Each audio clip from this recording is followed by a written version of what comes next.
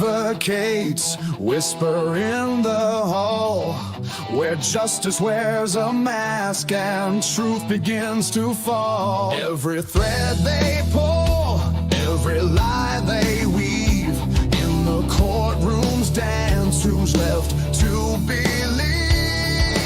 Oh, the devil's in the details, hiding in plain sight, innocent until the gavel steals the light. True crime echoes through the hollow night, fighting injustice with no end. The devil's in the details, hiding in plain sight, innocent until the gavel steals the light.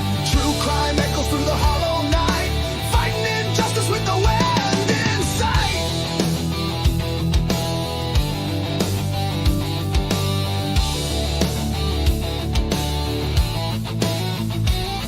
A photograph fades where the truth once stood.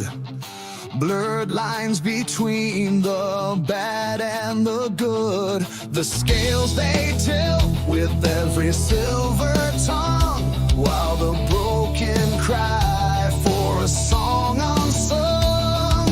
Black robes sway like shadows on the wall. One wrong word and the mighty fall. Who's the sinner? Who's the saint? The jury's out, but the verdict's faint. Oh, the devil's in the details, hiding in plain sight, innocent until the gavel steals the light. True crime echoes through the hollow night, fighting injustice with no end. The devil's in the details, hiding in plain sight, innocent until the gavel steals the light. True crime echoes through the hollow night, fighting injustice with no end in sight.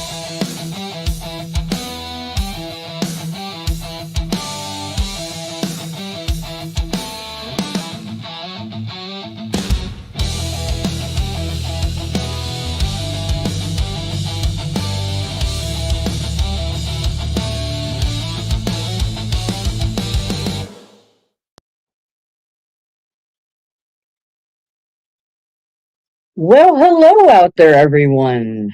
I hope everyone's doing well today. Welcome in to another episode of Devil's Advocates, Crimes After Dark. And tonight is our conclusion of our deep dive into the JonBenét Ramsey case.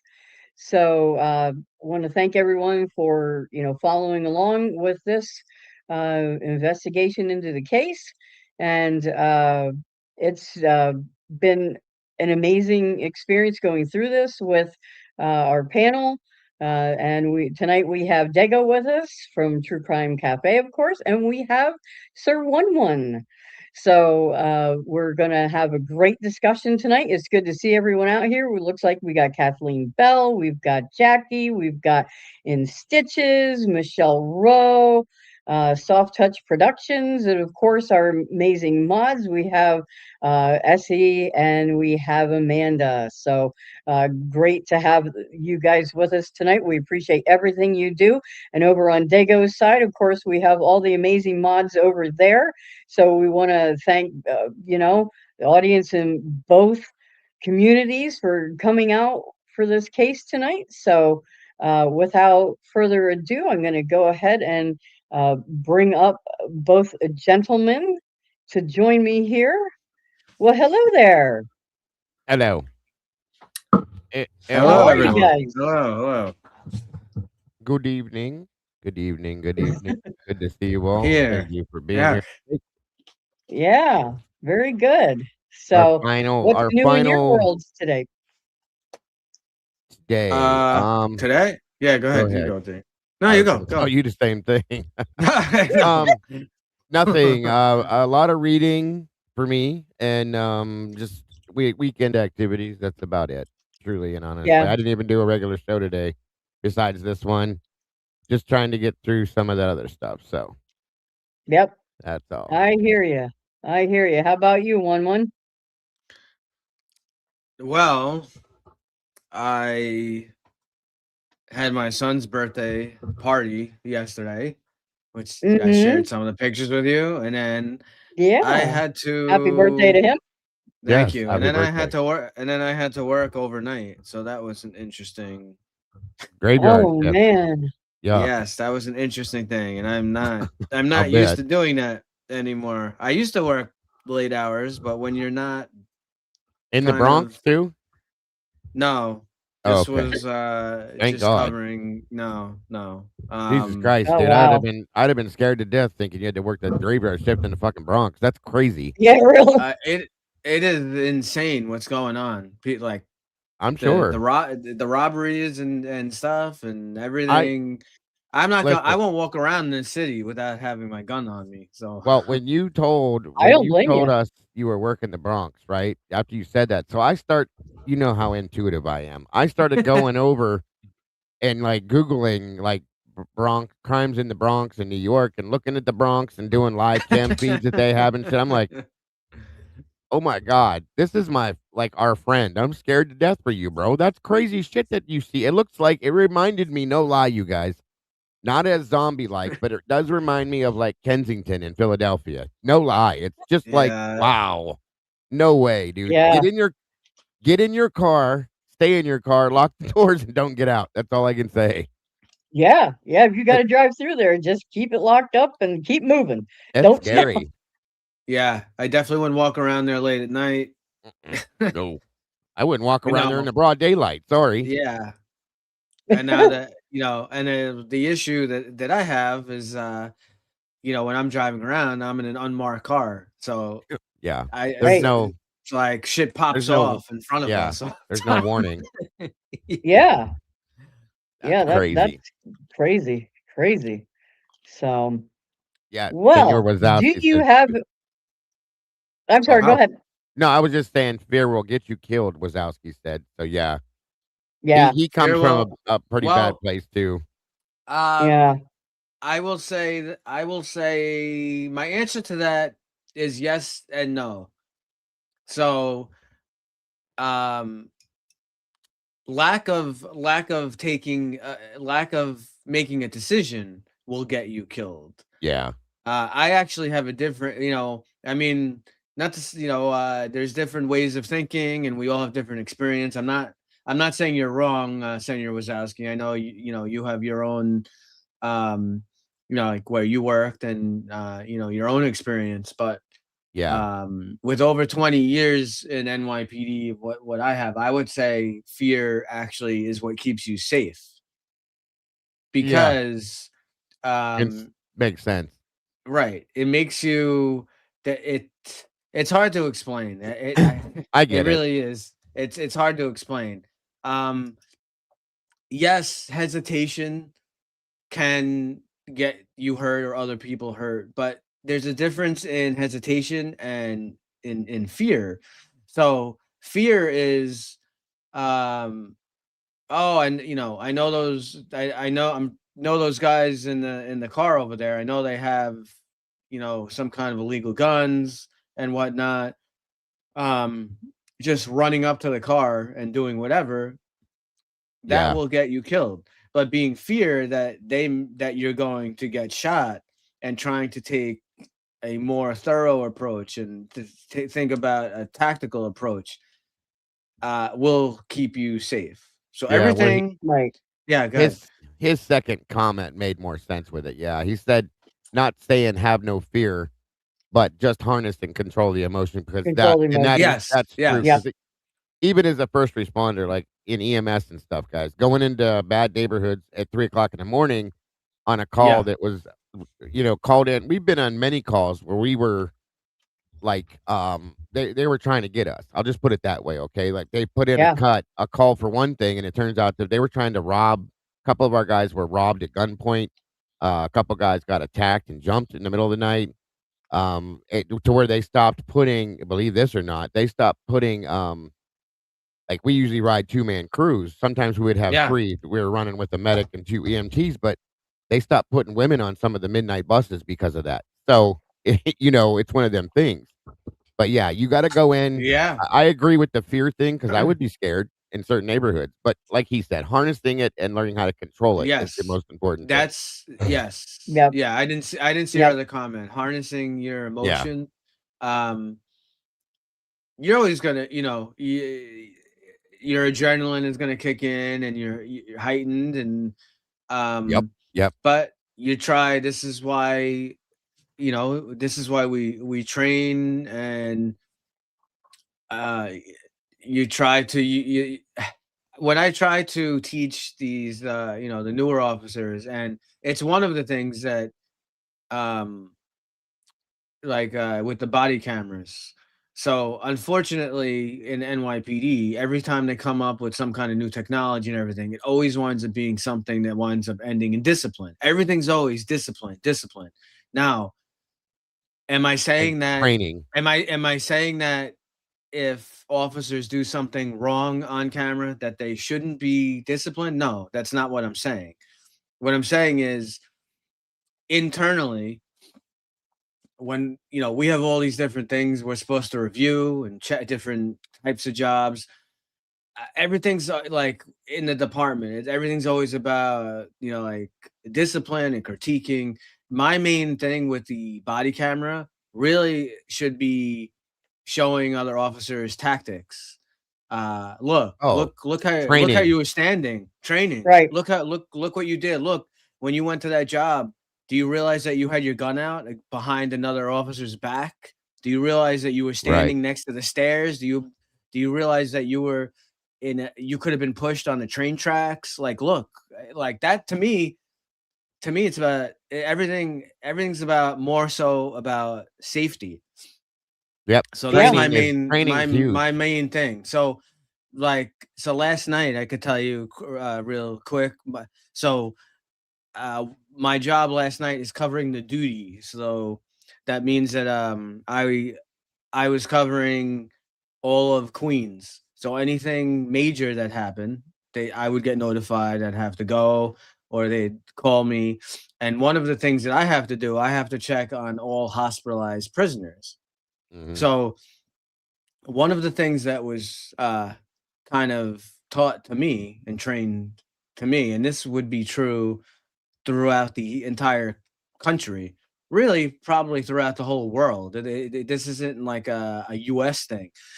It just has to be with sitting. If your responsibility for that tour, that whatever it is to watch this prisoner, I was trained that there's 3 pieces of information that you should acquire immediately upon sitting with that prisoner.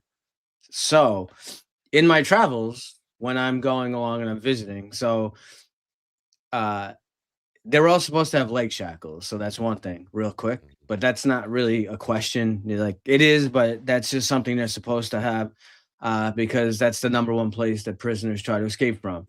Yeah. So Right. the 3 things, and I asked these 3 questions to everyone, that all the officers that I'm visiting that are guarding the prisoners. And at first, when I asked these questions, they probably, because some of them don't know, they don't know me yet, or they're not sure who, like, oh, why is this captain bust? Why is he bust? They don't say this, but I know in their head they're probably like, oh, Why is great, he this guy's busting my busting my balls? chops. Yeah. But then they realize, at the end of my question what I'm actually showing them, and they usually wind up saying, "Oh, thanks." That's how So it the works. 3 so real quick, and then we'll get into what we're here for. The 3 pieces of information are uh what was the person arrested for? Important. Okay. So you have a guy in the or girl in the hospital, and you're assigned to watch them. What was the arrest for? Why are they in the hospital? What is the why are we there? What put him What there? is the Yeah. issue? And the third thing, which I sometimes have to kind of like pull out of these cops, even I kind of like dummy it down and practically give them the answer, or I have to actually tell them, and they still don't Right. get while they're doing it, and then they realize after.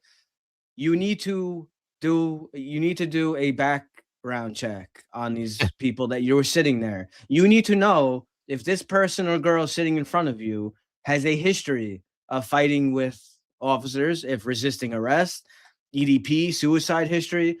So when we do a check, we have, we do, it'll show their whole history, and it's like we call it a snapshot. A snapshot pulls up, and it'll be like a little alert box, and it'll tell Yeah. us if they've been previously arrested with a gun, if they've had a history of escape, all this stuff. I can't tell you how many cops I go to, and I ask them, I'm like, does this guy have a history? And they look at me like I have 80 heads. What the hell am I talking about? What do you mean? I'm like, okay, do a check on him. And they look at me. I'm like, yeah, do the check now. Run his name right now. So they run it. And like last night, out of the 4 prisoners, 2 of them, they ran the name, and the snapshot popped up. And one of them had EDP suicide history, and one of them had resisting arrest history. And after they saw that, both of them, like a light bulb went off. They understood. They're like, thank you. I'm like, this isn't Because about it gives you expectations as to what you could possibly expect to warn yourself, exactly to be prepared, right? exactly. Information is always power. And it's funny because when you were saying that one before you got to the third one, Wazowski Right. typed history in the chat before you even got Oh, to it. I didn't So even see that. yeah, he's on the same page with you, 100%. I love it. And But yeah, it just makes sense. absolutely. Yeah. So it's not about giving discipline. Discipline would be you didn't take proper precautions, and the person escapes from the hospital, or tries to escape, but stuff like this, it's all about people signing out and going home to their families. That's what it is. Right. So there you go. Yep. So all right, I got my All intro right. here. all right, go right All on ahead. right. Is it good to be alive in the den on Sunday night? Always. Yay. Juliana, Jackson, my beautiful wife, love you guys always. Some cases don't just stay alive, they evolve. They shift depending on who's telling the story, what evidence you focus on, and what you're willing to believe. And few cases prove that more than the murder of JonBenét Ramsey. Because from the very beginning, this wasn't just an investigation, it was a divide. On one side, a theory that the answers were inside that house, and on the other, a possibility that someone came from the outside, left almost nothing behind, and disappeared into the dark. The intruder theory, and whether you believe it or not, it refuses to go away because there are things that didn't sit right. A broken window that may or may not have been an entry point, unknown DNA that didn't match the family, a crime that felt both chaotic and calculated at the same time. Which brings us to a man who stepped into this case and saw it differently, Lou Smit. He didn't just entertain the intruder theory, he built it. Piece by piece, detail by detail, he believed someone entered that home, committed the crime, and left in a way that made it look impossible. To him, this wasn't a closed loop, it was an open door. And then there are the names that surface in the margins, the ones that don't always make the headlines, but never fully disappear either. Like John Wesley Anderson, a name tied to questions, to speculation, to the kind of loose ends that cases like this seem to collect over time. Because here's where things get complicated. The longer a case stays unsolved, the more narratives compete to explain it. And eventually, people stop asking what's proven and start asking what feels right. Tonight, we're not here for comfort, we're here for tension. We're here to pull on the threads that don't line up cleanly, to look at the theory that says someone came in, did what they came to do, and vanished without a trace. And to ask the question that still divides this case decades later. Was this something that happened inside that home, or did the truth walk in and walk right back out? Welcome to Devil's Advocates. And with that, live from New York, Sunday night. Yeah, yay. All right. Thank you very much. Oh, let's excellent, get as ready to always. rumble. Yeah. Yeah, exactly. So, I Thank you know, guys. I'm glad to be back. I missed a couple weeks on this. Yeah, I was gonna yeah, we're say, so glad you're here with us tonight. yeah, we Yeah. missed you last week. So we did just as a quick recap, we did talk about pineapple. We talked about Yes. the stun gun. We talked about the stun gun Mhm. Yep. theory, a few different things. Yeah, the So autopsy stuff. and Some of it. Not all of it, but some of it. the pineapple thing leaves me really questioning now, because I always thought, oh, Yeah. definitely it was after, she had it after, but now I'm not so sure. Yeah, I know. Yeah, It makes because you there was wonder. more than just pineapple. Yes, it was actually like a fruit cocktail kind Yep. of Yeah. grapes and Yeah. That's what I didn't know that until just recently as I was Right. reviewing that they found grapes Right. and cherry pieces and whatever else was in Right, there. So right. yeah. Yeah. Yeah. So that's didn't know that. So that's another reason it's always good to go back through these cases to kind of learn new things and refresh our memories on a lot of it. So yeah, it's always Yeah, well, interesting. So we have to cover the case before IGG says that they solved it. Yeah, right. Of course. yeah, Yeah. yeah, Othram's of gonna have course. this one. Othram's gonna Right. jump in and solve this one finally again overnight. Oh So yeah, yeah. We'll see about that. So, but I know you had said one about Okay. covering Yeah. someone who we have not Yeah. really talked about yet. Right. So, which would be okay, Good yeah, Lou idea. Smith. Sure. So Yeah. there's a bunch of other stuff. We're gonna discuss a few other areas. I did where is it? I got it here. Hold on 1 second. Hey, 1 second. Because I know I know people were asking, oh my god. Tell me I lost it again. Are you talking I about probably That did. is me. No. Someone was asking oh no, I got it. I think I do. Yeah. Someone was asking, they wanted more info on the rope. Yes. Okay, I got Yes. it. I They did. I had do have questions it. about So that. we'll get into we'll talk about that after a little bit more on the cord and stuff and okay. Lou Smit. Who is Lou Smit? Like I mentioned him in the intro. So I'll mention a bunch of stuff that he that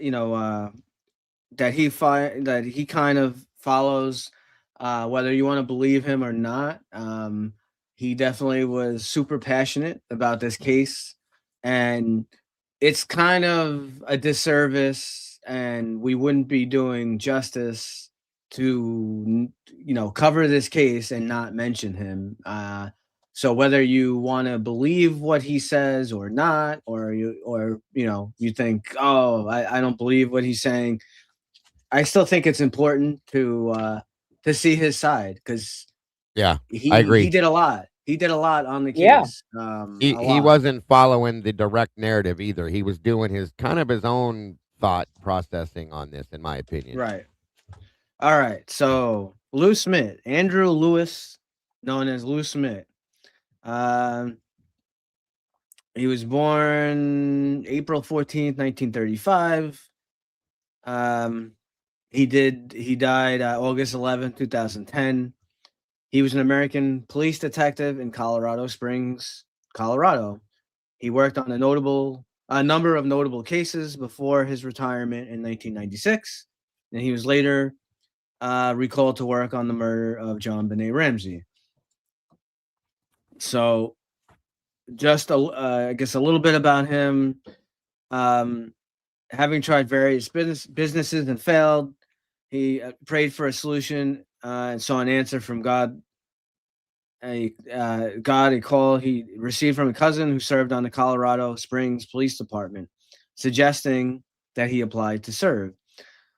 Smit had fell just short of the department's minimum height, of 5'9", but he was able to join the force in 1966 after he had his cousin hit him over the skull with a nightstick, allowing him to meet that height minimum when he was remeasured the following day with a bump on his head. That's pretty funny, actually. It is. It's That's really how he funny. needed him. He Yeah. had a bump on the well, hey, Yeah. it worked, and it's a good thing it did. So, Working his way up the rank of detective, Smit was involved in a number of notable cases, including the conviction of spree killer Freddie Glenn for a series of murders, including the 1975 killing of Karen Grammer, younger sister of actor Kelsey Grammer.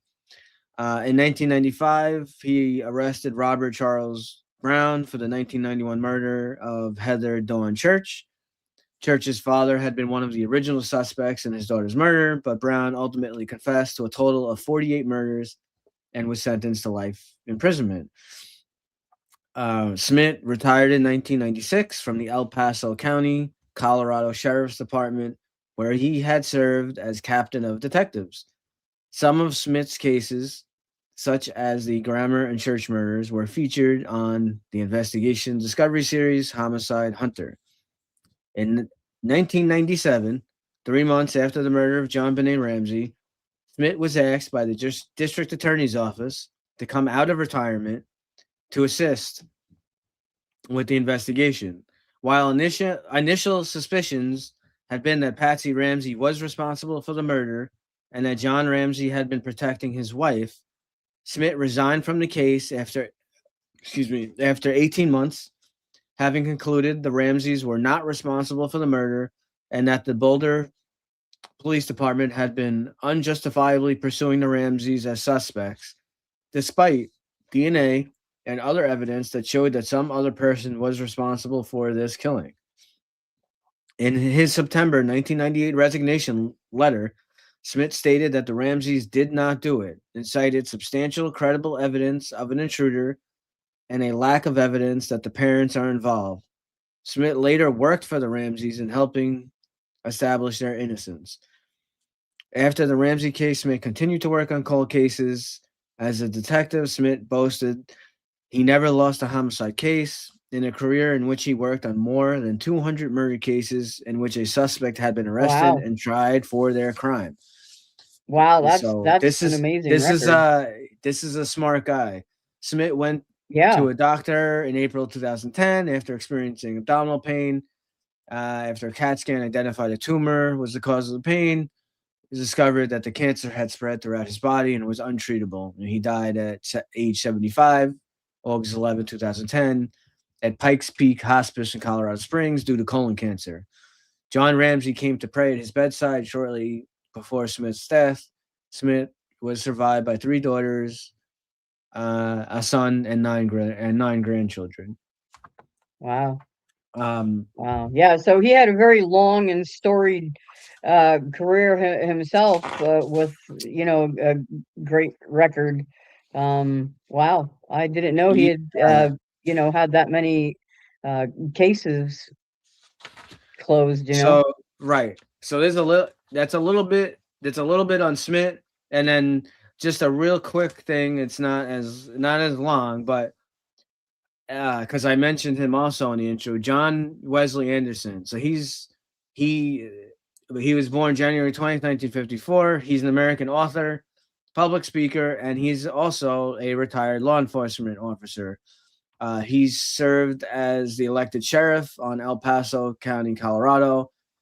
He's also known as the TEDx speaker and published author focusing on Colorado history and law enforcement. In 1972, Anderson began his law enforcement career with the Colorado Springs Police Department, where he served for 22 years, retiring at the rank of sergeant. 1995, he was elected sheriff of El Paso, and in 2003, he was term limited. Anderson's work has been published in the Canadian Society of Forensic Science Journal. Anderson served as an advisor for the 2024 Netflix documentary Cold Case, Who Killed JonBenét Ramsey? So why am I mentioning what's special about John Wesley Anderson? So he he has a very special book that he authored that's called Lou and JonBenét. Um,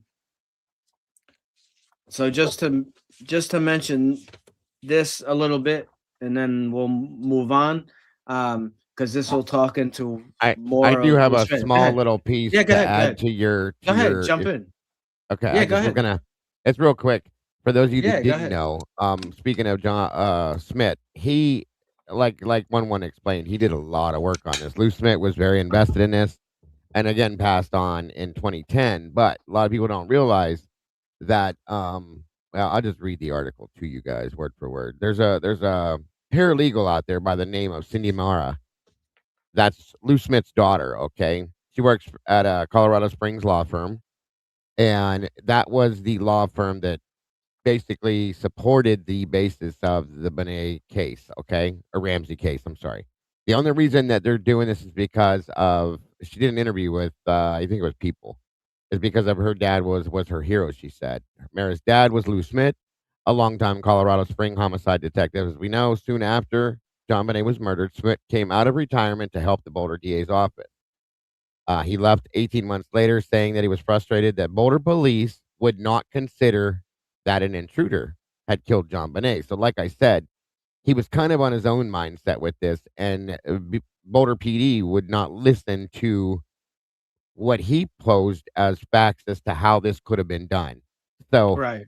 Right. there was that. So he I guess he just felt that they needed to follow where the evidence was leading them, as any detective should, in my opinion. And he did not feel that it was leading to the Ramseys by any means, he said. According to his daughter, Smith worked on the case by himself up to 11 hours a day, right up until his death in 2010. Mara said that on his deathbed, her father asked her to continue. And that was really his dying wish, she said. So, as she has granted his wish, assembling a team of about 6 people, including 2 of her father's former law enforcement colleagues, to try and solve JonBenét's murder. When her dad was in the hospital, he had given her a name and said, just start with that name, write down that name, start there. And that's where we started, Mara said. And for the past few years, Mara and her team have been going through her father's lengthy list of people of interest, collecting DNA by various methods, sometimes with people's consent and sometimes without. Um, and comparing the DNA they collect with the DNA found on JonBenét's clothes when she was killed. And we have not gotten a hit yet, Mara said, but this man left his DNA, and there's no reason that we can't find out who did this. When asked how long she intends to work the case, Mara quickly replied, "We promised we would never give up, so we're in it for the long haul. We feel such a love for our dad that we want to pursue this, which was important to him, this case." So, just to say that there's still people to this day that are still digging and looking, including Lou Smith's family in his Yeah. name, are still looking into this case to try to get an answer. So it's pretty awesome. It really is. So I just wanted And to, since you yeah, brought no, it's Lou up, good. I wanted to Yeah, throw that on the back end of that. and from what I remember, um, I mean, you guys, we'll try to, we'll give you, some links or some stuff, after the show, or maybe in the comments. From what I remember with Smith, he took a lot of recordings. He made a lot of recordings, Yes. like while he was Yeah, tons. because Yep. he really wanted, um, what because he did, like, hands-on investigating at the house and different things. So he wanted his words like on tape, like what he thought and whatnot. Right. So just a few other things real quick into his to add on to Dago. So actually I said part of it. So this book, it's called Lou and JonBenét, A Legendary Lawman's Quest to Solve a Child Beauty Queen's Murder by John Wesley Anderson. So Yeah.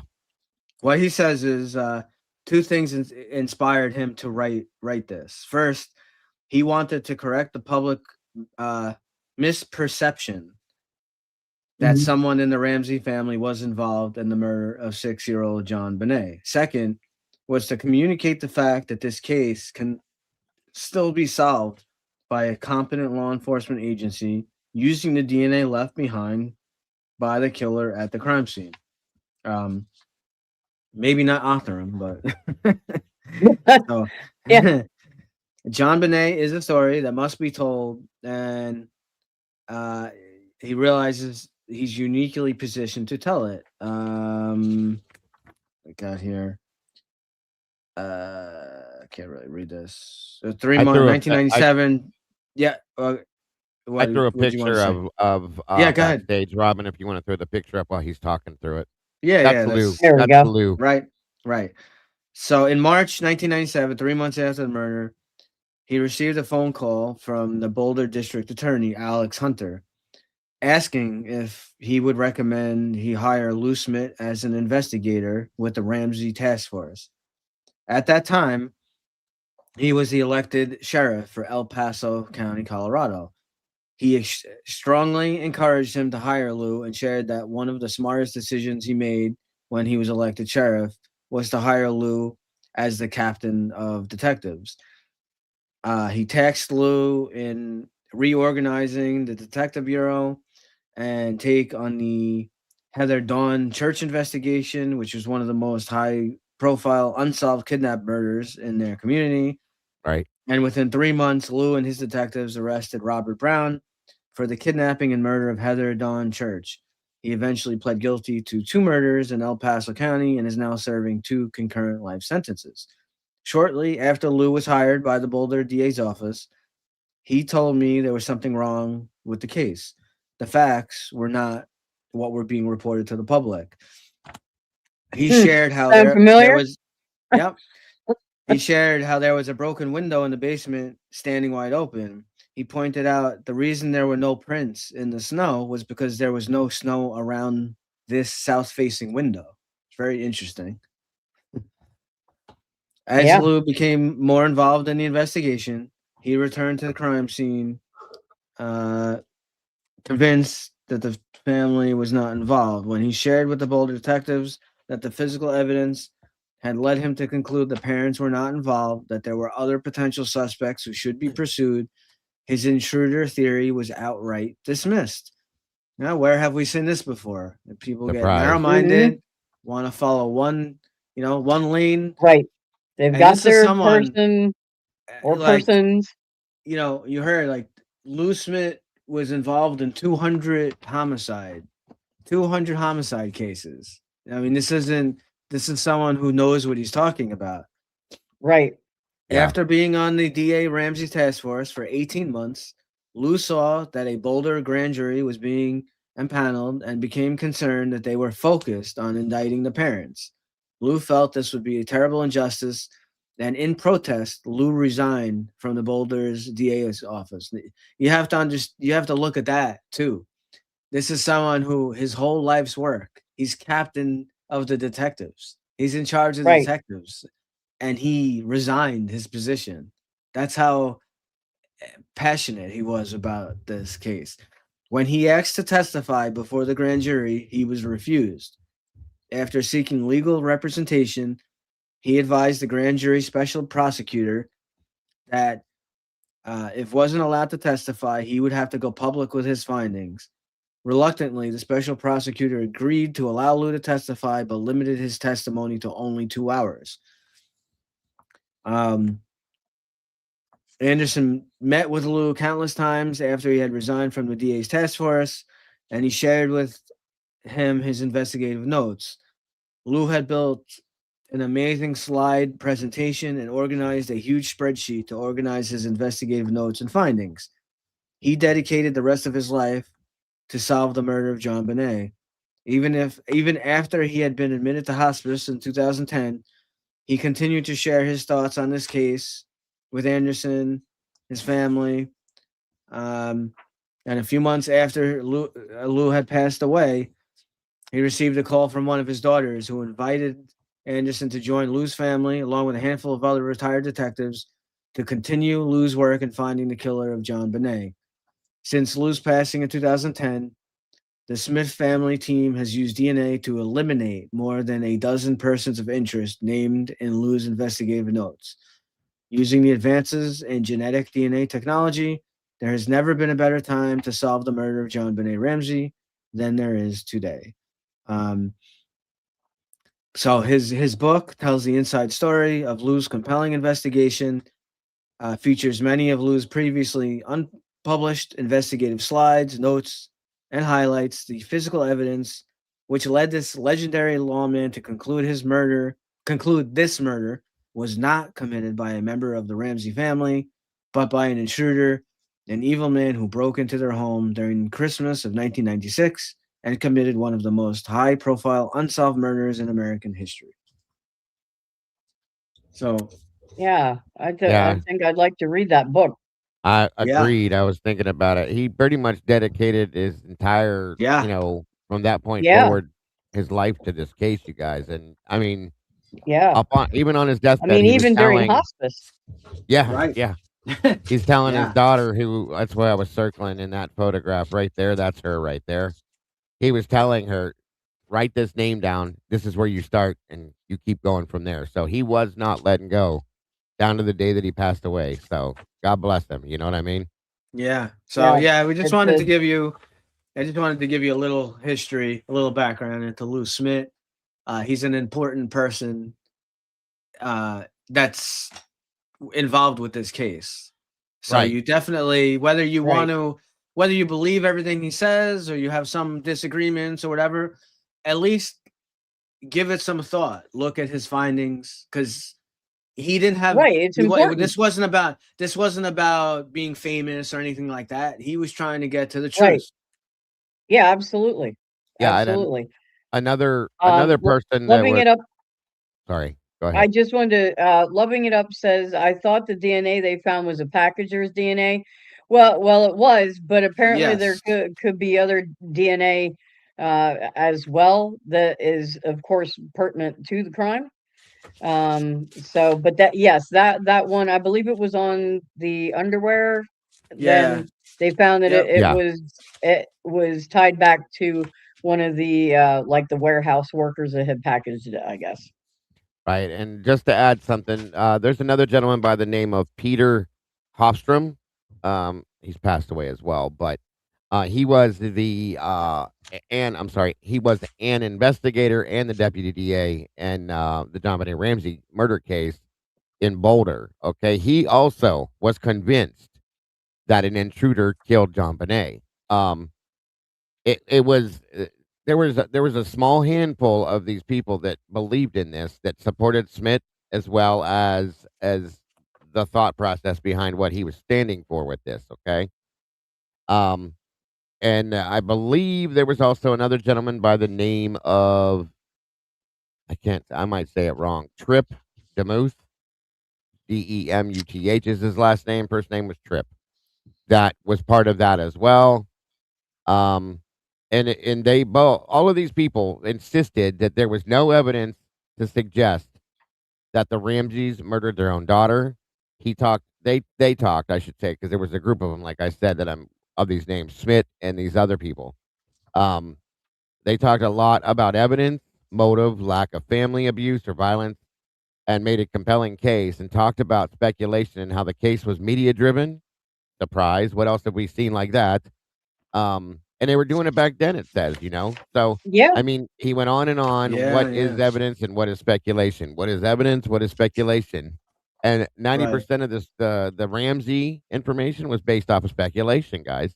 Um, yeah, and says that again, Smit and Hofstrom said that the Ramseys absolutely did not murder their child, and everything pointed to a killer who knew what he was doing. Okay, Lou Smit had told Hofstrom before he died, he thought the killer was a serial child killer who had been following JonBenét.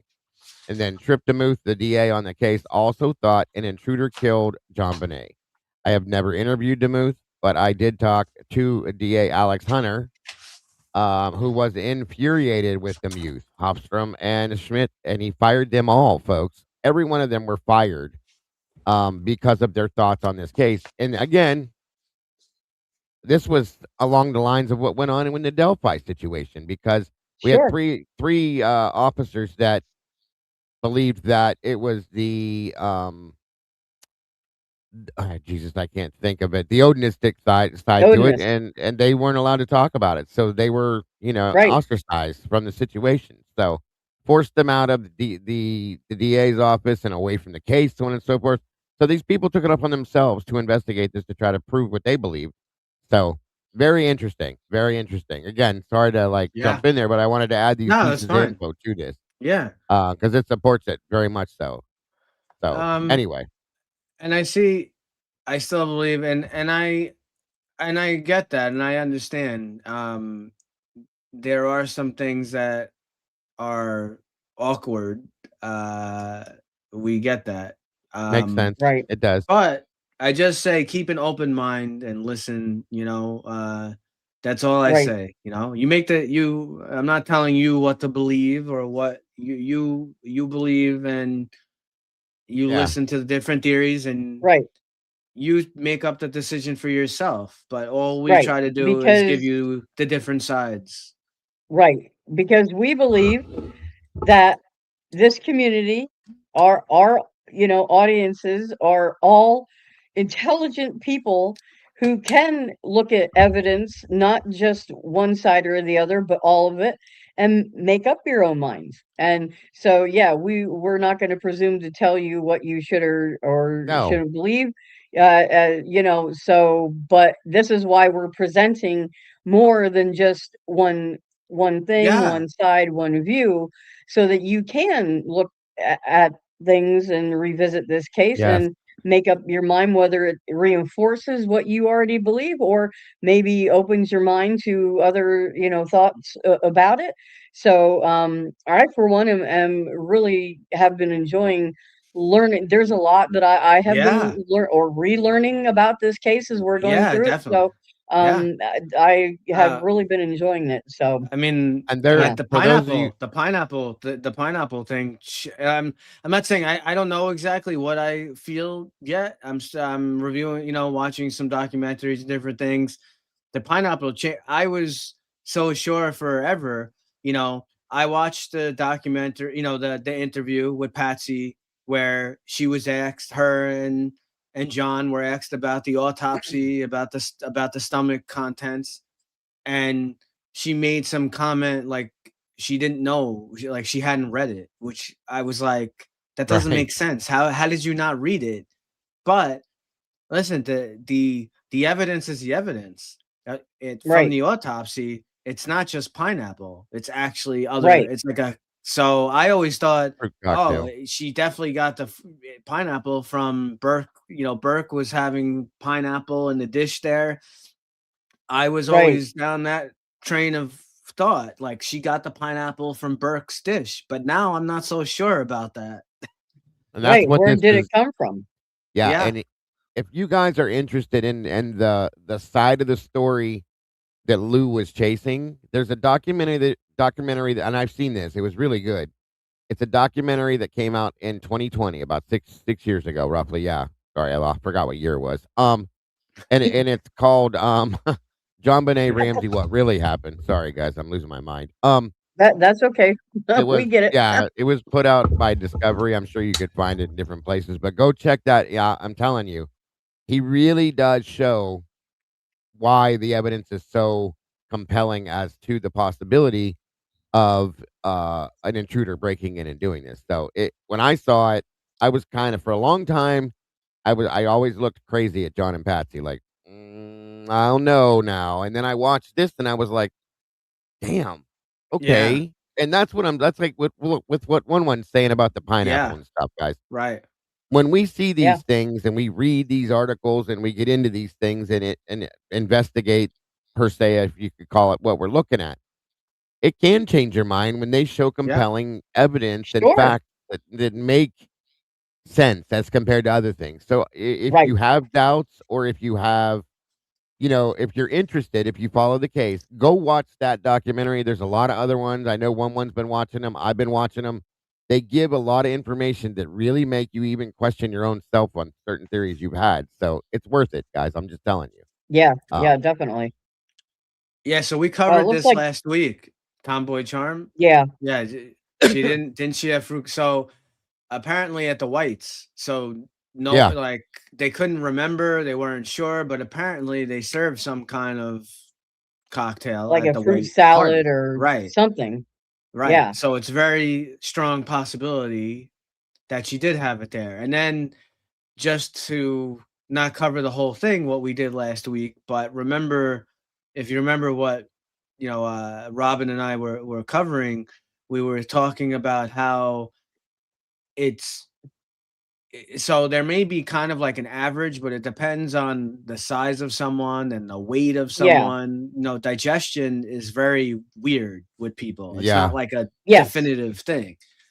No. So Right, because they said we were kind of doing some stuff on the fly, and I looked it up, and it said that the same, you can have two 6-year-old children, and they will digest things at a different rate than one another. They don't necessarily have an identical, even though they might be the same age, around the same height, same sex, same weight, very similar to one another, but their digestion can be, vastly different. So because we'd had some questions about, how digested was, the fruit cocktail in her stomach, and that kind of thing. So yeah, and here again, we all like to try to be accurate, so that's why we're looking it up, and it said that children can digest things at similar but also different rates, just like any person. So that was not totally conclusive as far as the timeline went, as far as the digestion. So Right. Absolutely. So, Absolutely. Robin, did you want to? I got stuff. I know people wanted to. They were asking last week about the cord and some stuff on the Garrote thing. yeah, Did you want to cover the if you Santa? wanted, yeah, I'll do the I was reading through some things, and I had not realized that there was anything to do with a secret Santa being involved. And that Hmm. just really kind of piqued my interest, uh, because could this supposed secret Santa be the intruder? I don't know if any of you guys out there in the chat, remember anything about this, but some of this comes from like neighbors or parents of some of JonBenét's friends, and also her friends. Like their one neighbor, the Carnes. Apparently, while JonBenet was playing at one of her neighborhood friends' house, the Carnes, uh, told her friend's mom that Santa Claus was going to pay her a special visit after Christmas, and that it was a secret.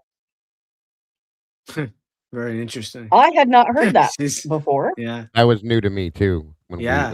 That was new for me. Yeah. Yeah.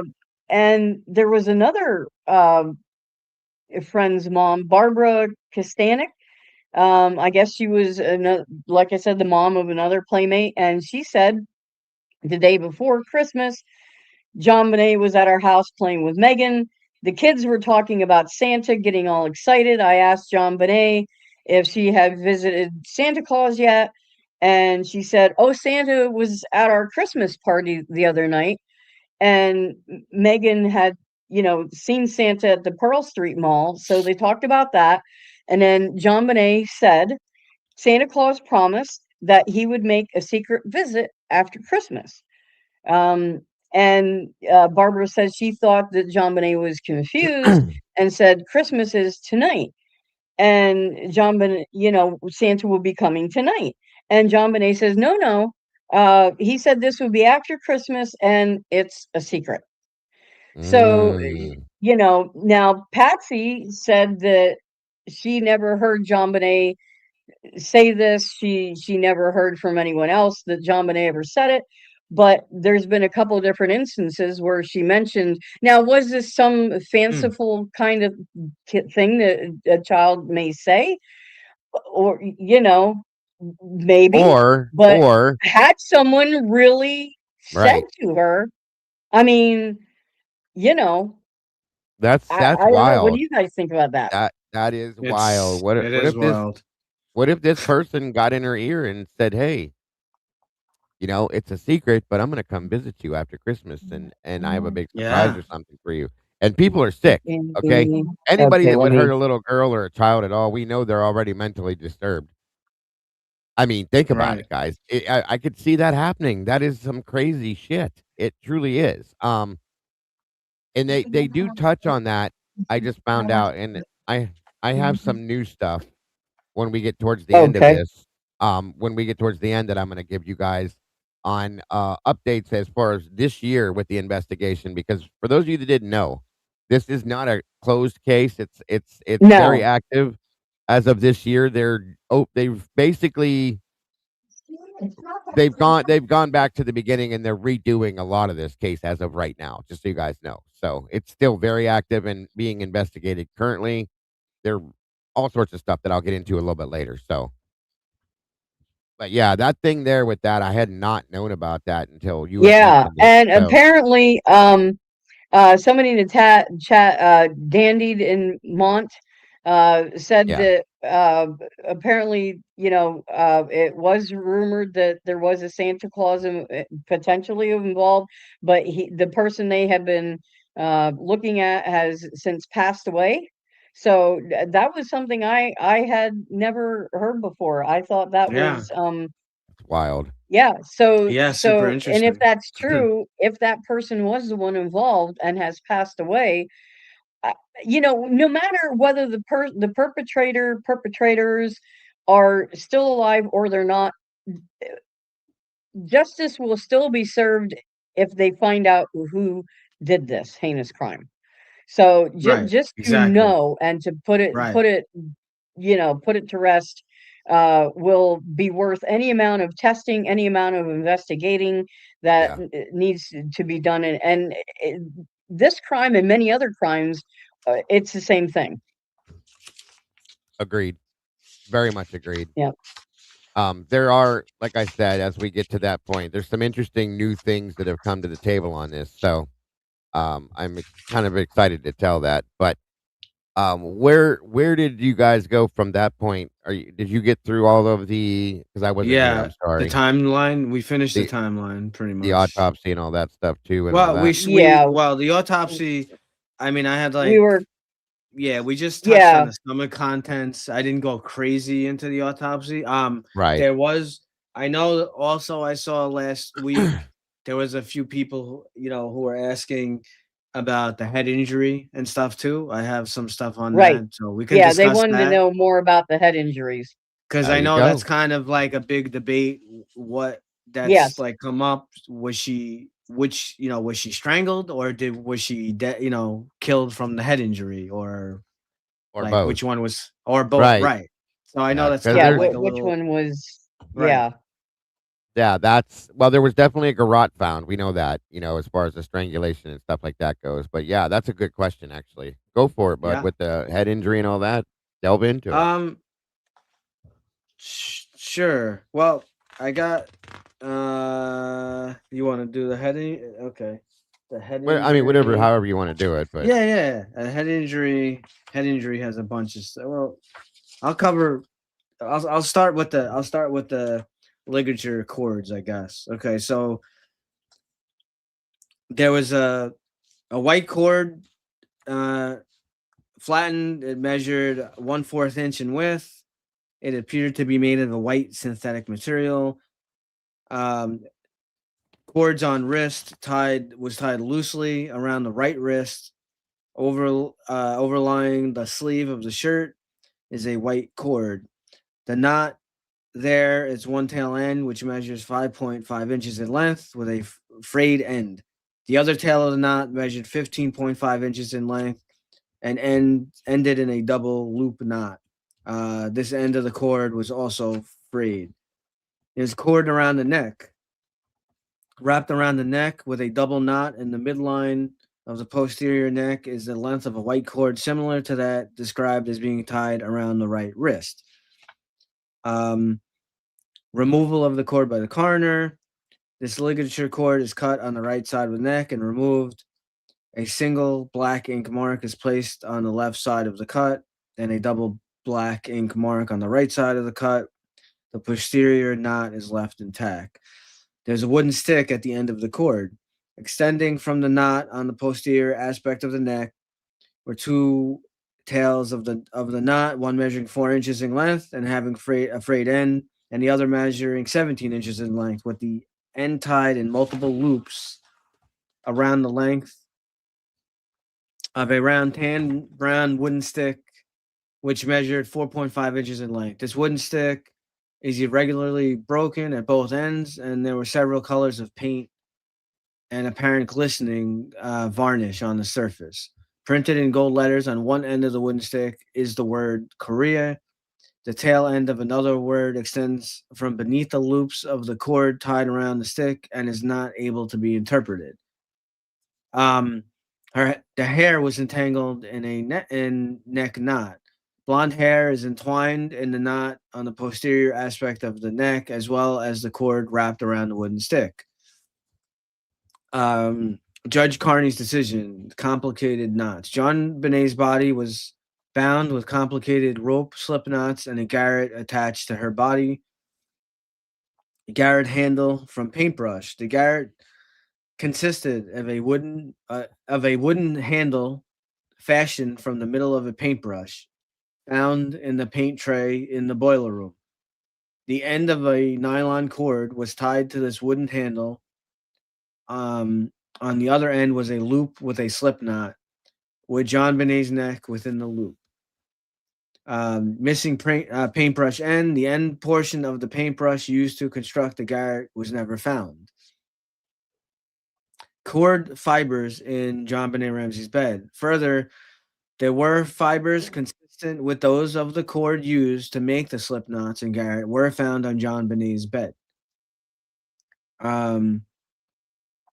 John Van Tassel, a forensic knot analyst and corporal in the Royal Canadian Mounted Police, gave expert advice on the knots to Boulder Police Department, but it is unknown what his findings were, except for those leaked in Steve Thompson's book. So I have here the cord wrapped twice around the neck. There's a claim that the cord was wrapped twice around JonBenét Ramsey's neck. This is not visible in most autopsy photos because the first loop is buried so deeply in her neck. I just wanted to touch on the paintbrush. I'm trying to find, and if someone knows this, like how thick this paintbrush was, because apparently it's saying both ends were broken off. So yes, depending on how big the paintbrush, if it's a wooden paintbrush, you have to have at least a little bit of strength to break something like that. yes, And Right. there's also Yes, the definitely. potential of getting splinters in your hand. right. And I don't believe they ever found the actual end, the bristle end of the paintbrush. So No. where did that go?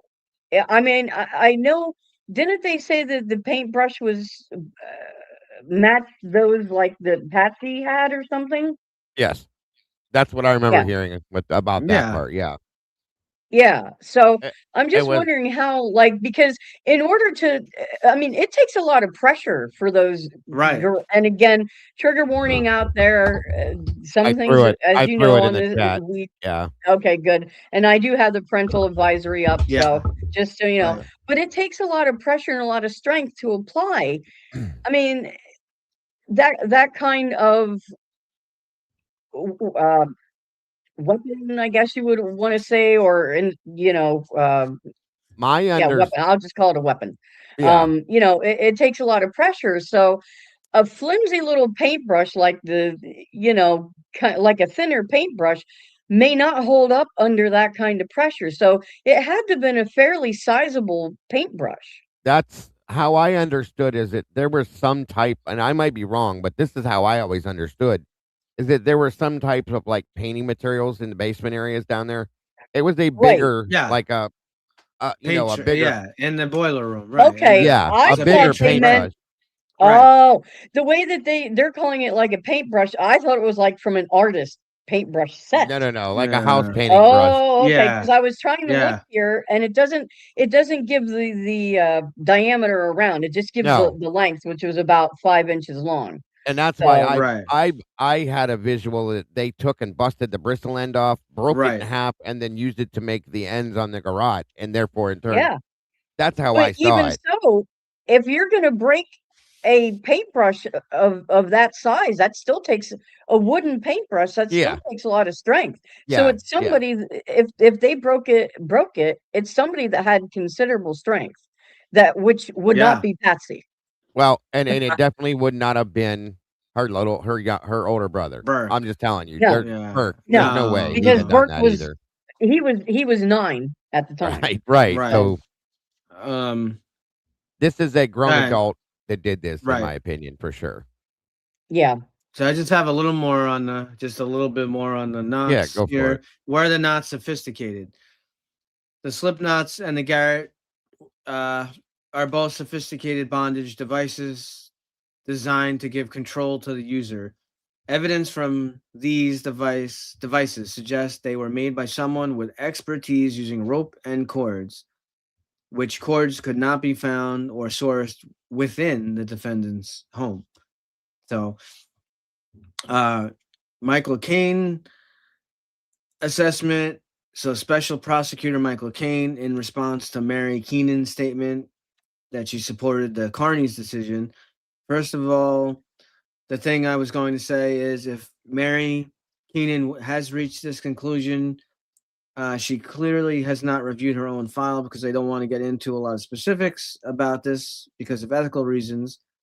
But there are clearly in the police file answers to a lot of things that the court said had never been established. I mean, I can give you, I don't know where this came from, that these were sophisticated knots. I don't know that anybody had the opportunity to untie those knots who was an expert in knots, but the police department had somebody who fit that category, and that was not the opinion of that person. They were very simple knots. Could the Ramseys tie such knots? No evidence exists that either defendant knew how to tie such knots. Yes, critics of the Carney's opinion note, and we discussed this last week. Robin had a good point of view on that.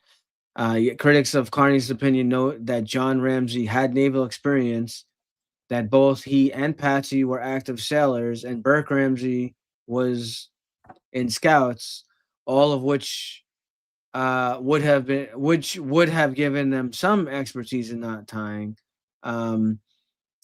But the argument that the knot was it was not a knot that would have easily been tied. Like it basically was. There are people saying that it was, a more sophisticated knot.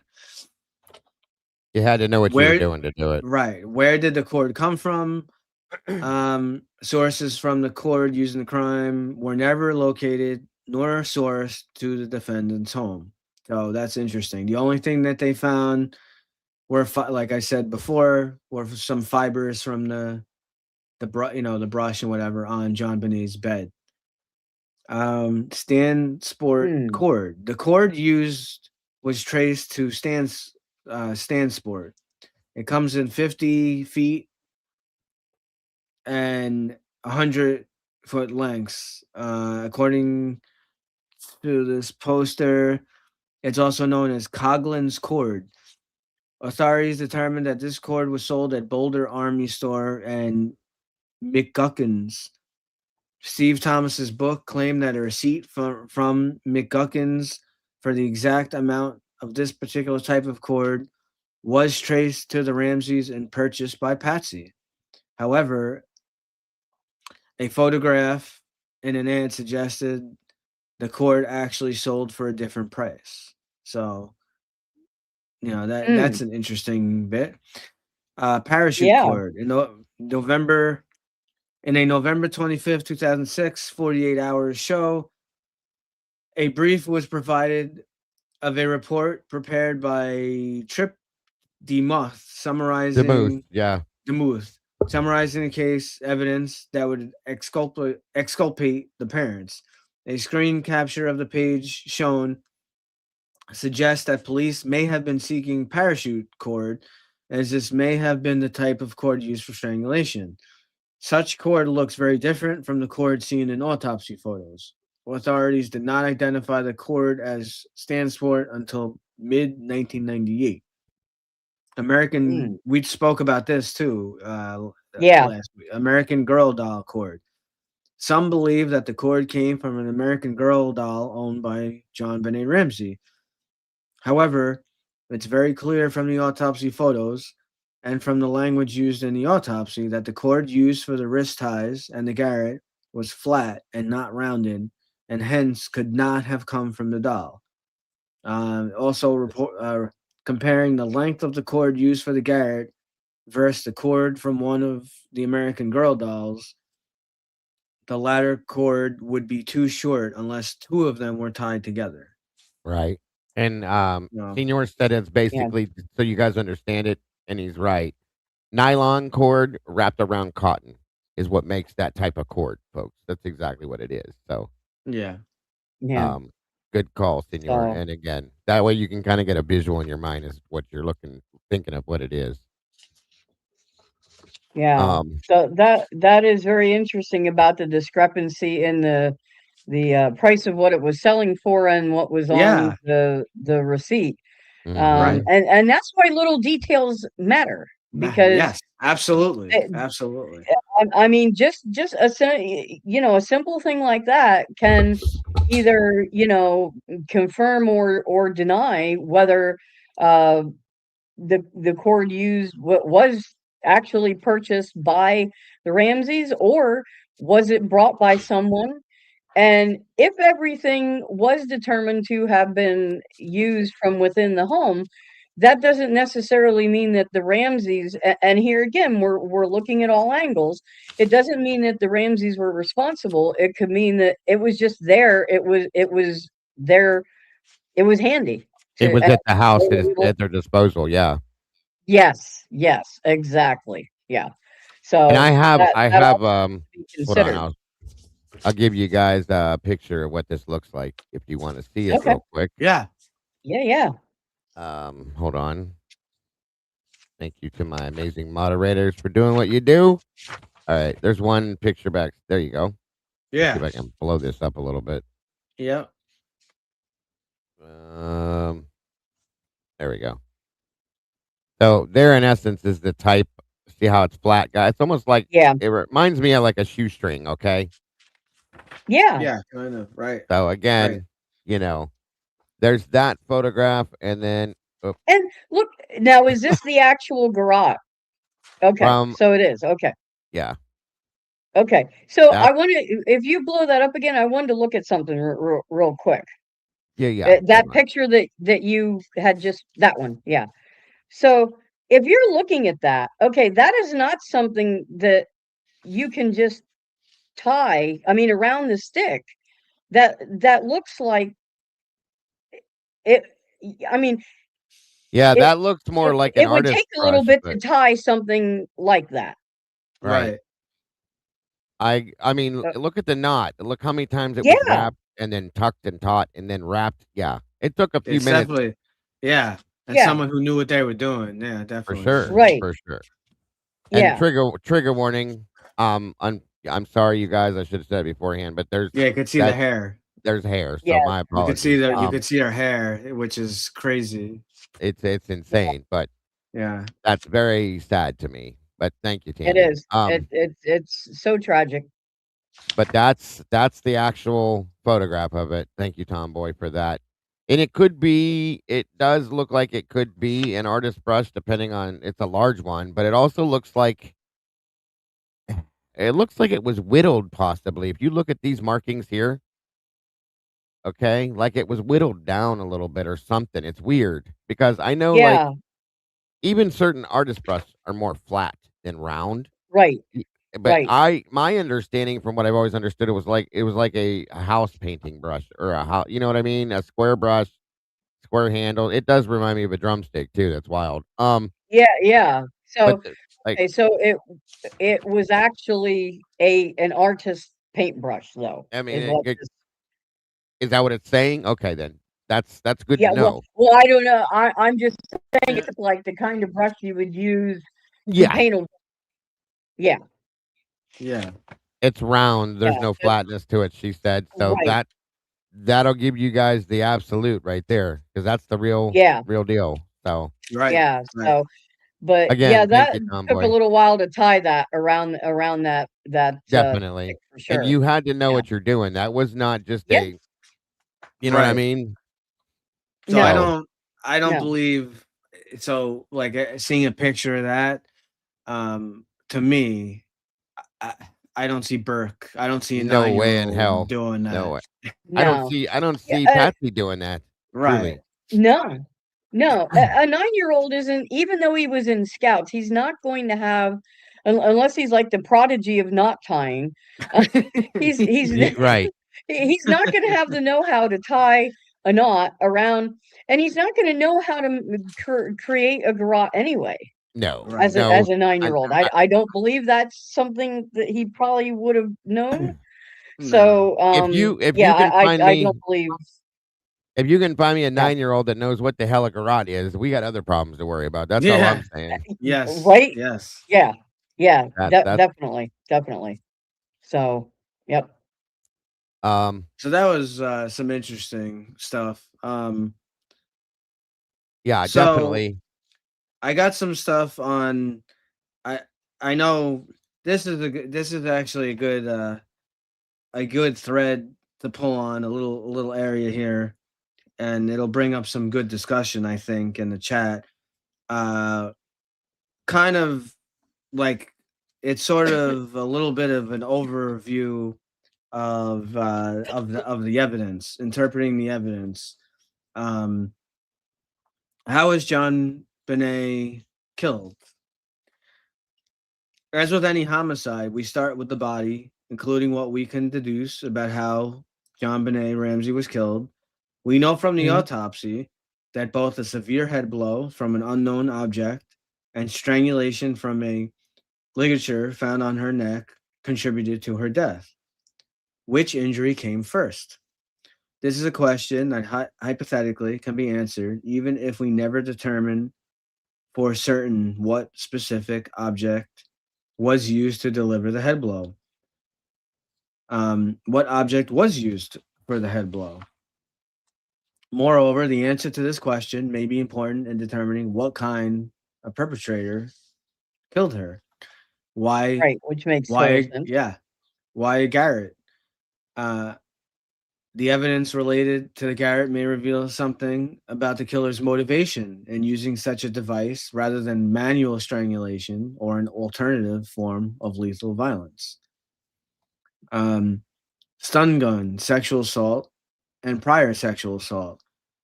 Forensic evidence obtained from the body may be critical in narrowing down the range of plausible suspects.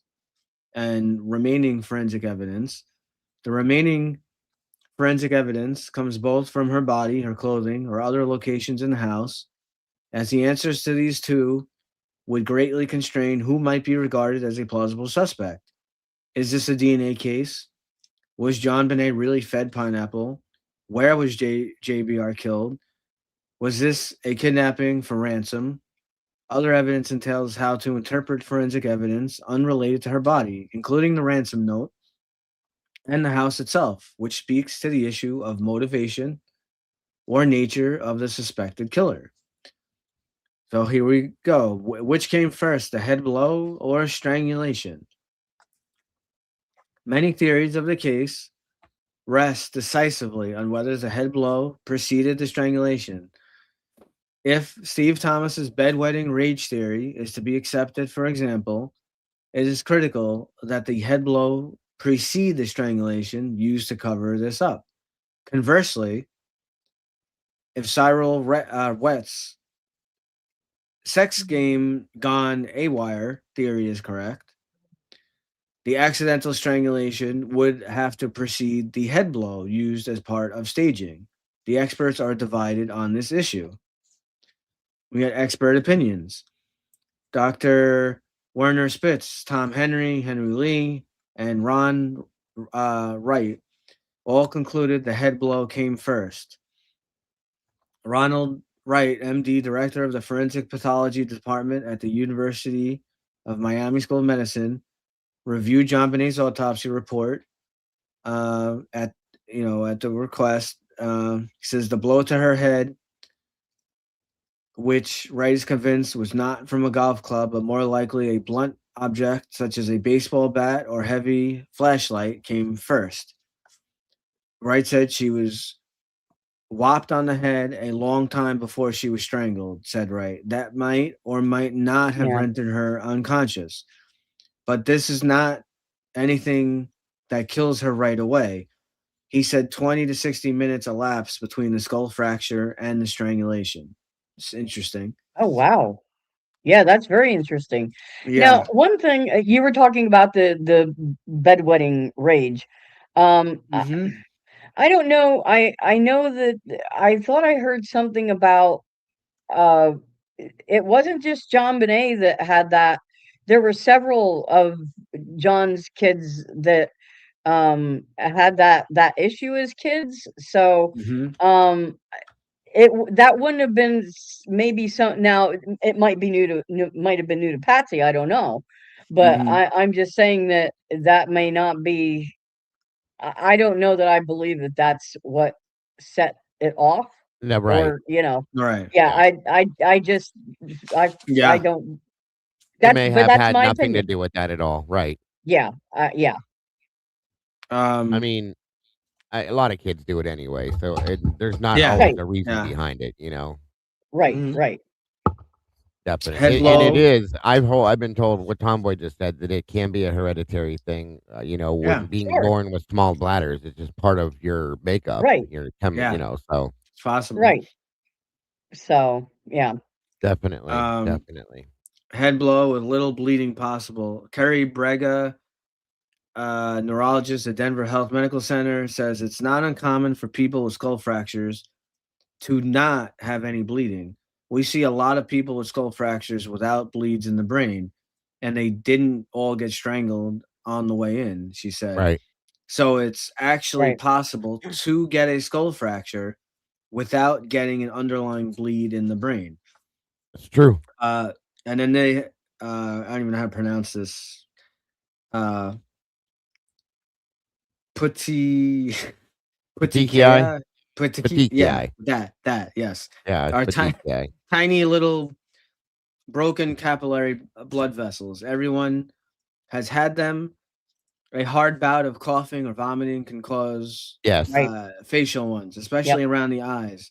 Newborns often Yep. have I've had that facial happen after bronchitis. from So the yeah. tight squeeze through the cervix. Thus, they're fairly common and in general of no concern. Some see the presence as evidence JonBenét was alive while being strangled and an indication she was strangled first. The Wecht view. His explanation is as follows. If you inflict a blow like that on someone whose heart is beating, he asserts, the heart doesn't stop because the cardiac and respiratory centers are at the base of the brain. Yes. You're not damaging that with a blow to the top of the head. It'll become compromised as the brain swells, but initially there's no compromise. They control your heart and lungs. The heart continues to beat, the blood continues to flow. But in the Ramsey case, they got less than a teaspoon and a half of blood. If you have a beating heart and the carotid arteries are carrying blood, this person doesn't die right away. That means the blow was inflicted when she was already dead or dying. This is just giving you guys some different views. The Doberson view. He reviewed the autopsy photographs and thinks there would have been much more internal bleeding inside the brain if JonBenét had been struck first and strangled later. The Yeager view. Yeager. Yeager, Dale Yeager, at the request of BPD, concluded from the available forensic evidence the strangulation and blunt trauma to the skull meant that the offender tried one method of killing the girl and then changed to a different method out of frustration. One of these methods failed, and the person resorted to a second method to kill the victim. If the forensic information is correct, the offender attempted strangulation first. So you see, there's a lot of varying views on Right. which came first, the chicken or the egg.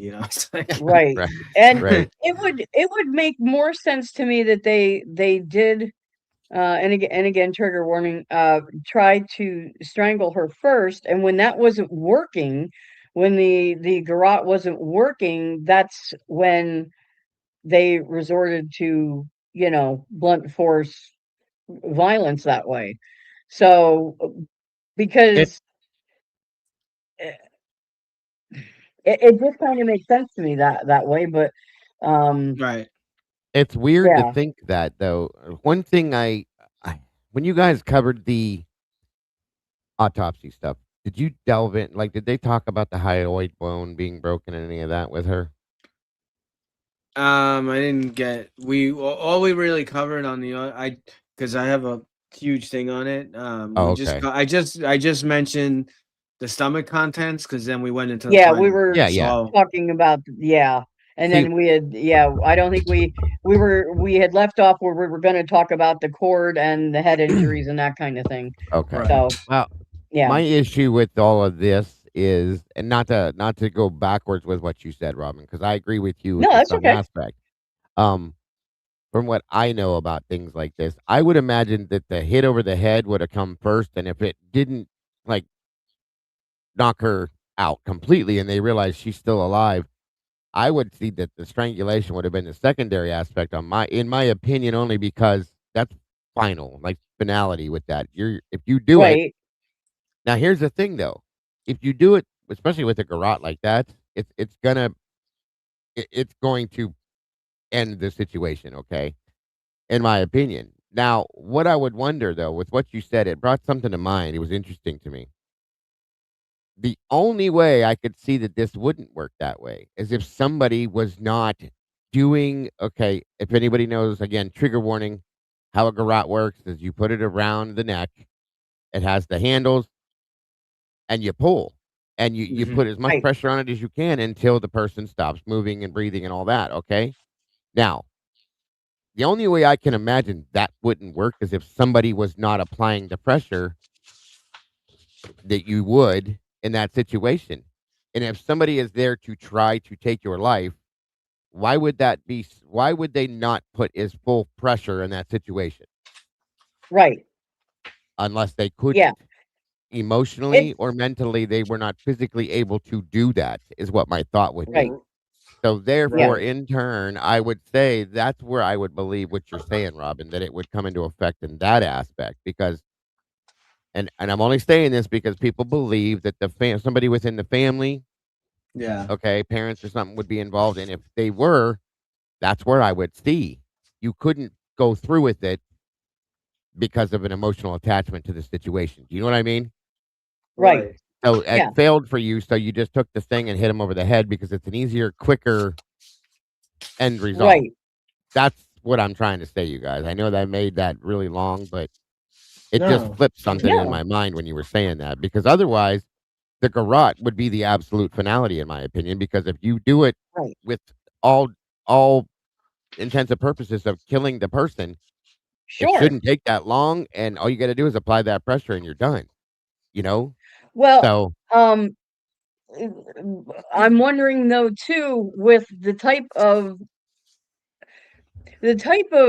cord that was used, it looked to me like it might have similar to a shoestring, maybe I don't know, yeah, it's have a little bit of give to it, like the not um, yeah, nylon around elasticity. cotton.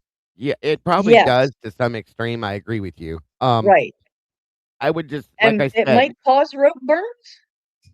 it could, it should. Yeah, anything should. Yeah, unless It you're wearing gloves of some sort. on your hands, you mean? Yeah, it would, as you're using it and Well, exerting that kind of pressure. yeah, if you have gloves on, but you have those handles in your hands of the piece of wood, okay? Right. So when you're pulling it in that aspect, it shouldn't slide through your hand, but most people I would say would have gloves on anyway so that they don't leave fingerprints and stuff. So yeah. Yeah, you No, wouldn't wait a get minute. the You just said something like you have to have two pieces of wood to make one of those work, or just one? the ones that I've seen before have 2 handles, 1 on each end. You wrap it and Yeah. pull. Right. But there's only one piece. But there's only one piece of wood in this case, right? That we see in the pictures. The picture Where's I the just other saw piece? just shows that one end. Okay, Yeah. Senor says, "No, this is the type that you twist." So, Right. what it means could is you twist wrap it it. Oh, around and Yeah. you twist it. You can keep okay, Twist twisting. it, Yeah. yeah. okay, Yeah. Okay, oh, like a okay. bread tie, you know how you cross a bread tie over and Right. Yeah, you twist it? yeah. Like Right. that. But I was My just apologies, I'm curious if sorry. I didn't realize, and probably a lot of other people didn't realize, there's actually two different types of garrotes Yeah, yeah. that could No, be. that's my Oh, Yeah. fault. okay, Sorry about that. okay, okay. Yeah, That's you okay. basically That's okay. create a loop around something, and then you'll take the stick and you'll twist it and twist And it and just twist it and keep twisting it until you can't. okay. Yeah. Yeah. Okay. Which All right. again which again, still, with what you were saying, would play into that. If they got to a certain point, they couldn't apply the final pressure to take the life of the person for emotional reasons maybe, and backed off. That didn't work, so they used whatever they used to hammer over the head maybe. So, yeah. Yeah. I mean, yeah, I should have explained what I was saying with the stick thing. I'm sorry. No, no, That's Um, okay. that's okay. It's good to know these things because what if that had been the kind used and there's only one, Yeah. but yeah, if no, it's the right. twist kind, No, that's a that's a whole good point. right. Okay. Yeah. Right. Okay. So I just got a few more things here, and then I'll let Dago take over the new. He can mention that new stuff, I guess. So, Take your time. what object was used for the head blow? Police collected several pieces of evidence that could have served as the head blow weapons, including a large flashlight found in the kitchen, a baseball bat, golf clubs, a red clay brick, and a hammer. Uh, Flashlight. Cops had long suspected that a weighty black flashlight was used to inflict a fatal 8-inch head wound on the 6-year-old beauty queen after she was garroted. Um, they have never commented on rumors, speculations, and they're going to stay consistent with that. This was spokespeople from the police. The police believe the flashlight's heavy rubber coating seems consistent with an instrument that could deliver a crushing blow yet not cause bleeding. Um, Werner Spitz account. Dr. Werner Spitz from Macomb County and my medical examiner who worked on the JonBenét Ramsey case has demonstrated that you can place the end of the flashlight perfectly into her wound. No one has demonstrated that such a flashlight could deliver a blow of sufficient force to create the observed injuries without damaging the light end of it. Jeff Shapiro, he was the alleged source for the story that police thought a flashlight had been used and that Shapiro was being fed bogus information by Alex Hunter. He claimed, oh, what the hell is this? Sorry about that. Where am I? Lost my place. He claimed to have interviewed a detective involved in testing possible objects used to deliver the blow, and in this detective's opinion, a flashlight was not the object. Baseball bat. Except for fibers from the carpet on which JonBenét Ramsey was killed, the only thing that links the bat to the crime is its unusual location and the possibility that a bat could have created the metal scraping sound heard by a neighbor. Tricia Griffith view says there's no proof the bat had anything to do with the crime. The baseball bat is not linked to the murder. It is not shown to be used in any way during the commission of the murder. The only thing that can be proven is that a fiber from the room in which JBR was found was also on the bat. The Ramseys make no attempt to connect the bat in any way to the murder. There is no way to know Okay. how long the bat had lain in the location it was found. There are no fingerprints on the bat that are connected to the murder. There is no DNA. Even Patsy Ramsey wasn't sure if the bat was Burke's or not.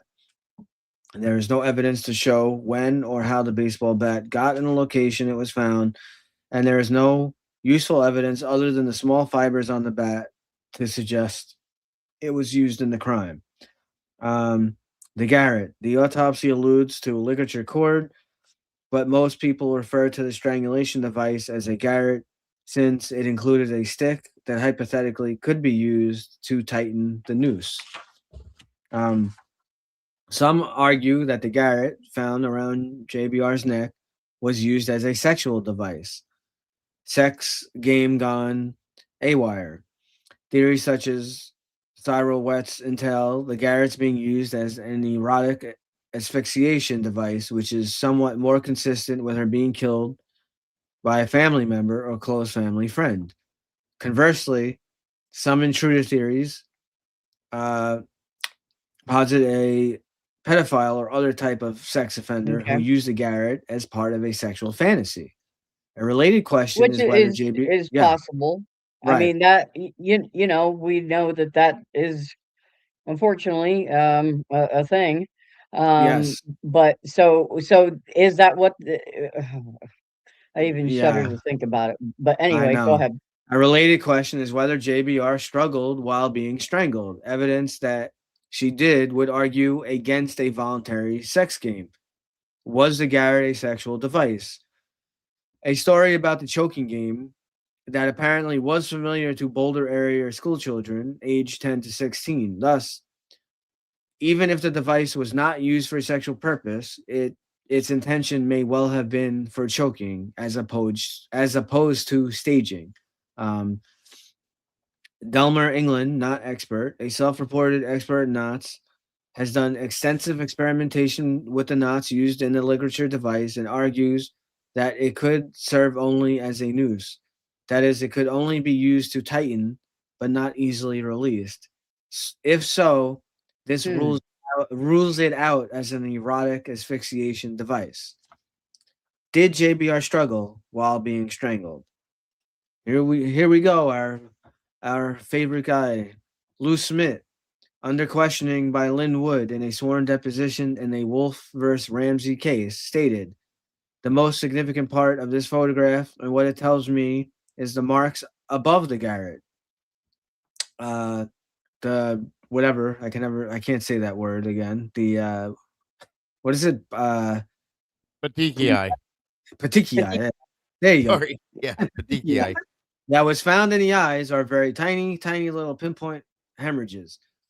These are larger abrasions. Dr. Dorberson and I both agree that these marks that above the Garrote are fingernail marks made by JonBenét as she was struggling to get the Garrote off of her neck.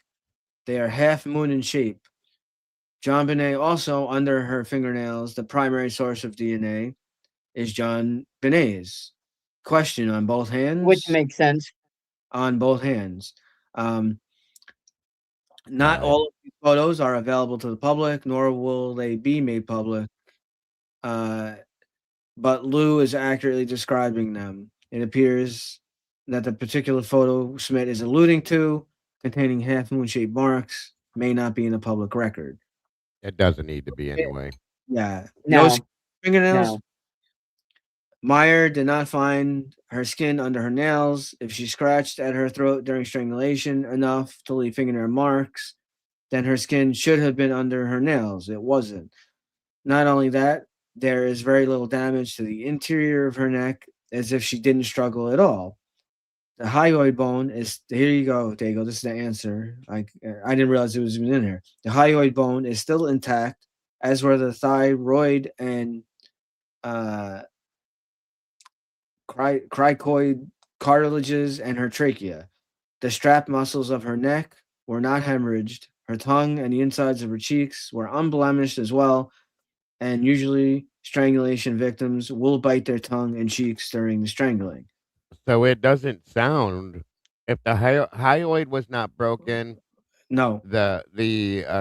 All of that stuff you said should have been damaged. Every bit of that, if she was Yeah. Right. truly and honestly strangled. Right.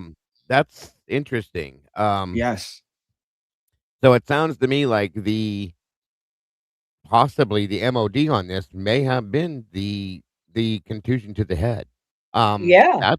I never heard that before. That's wild.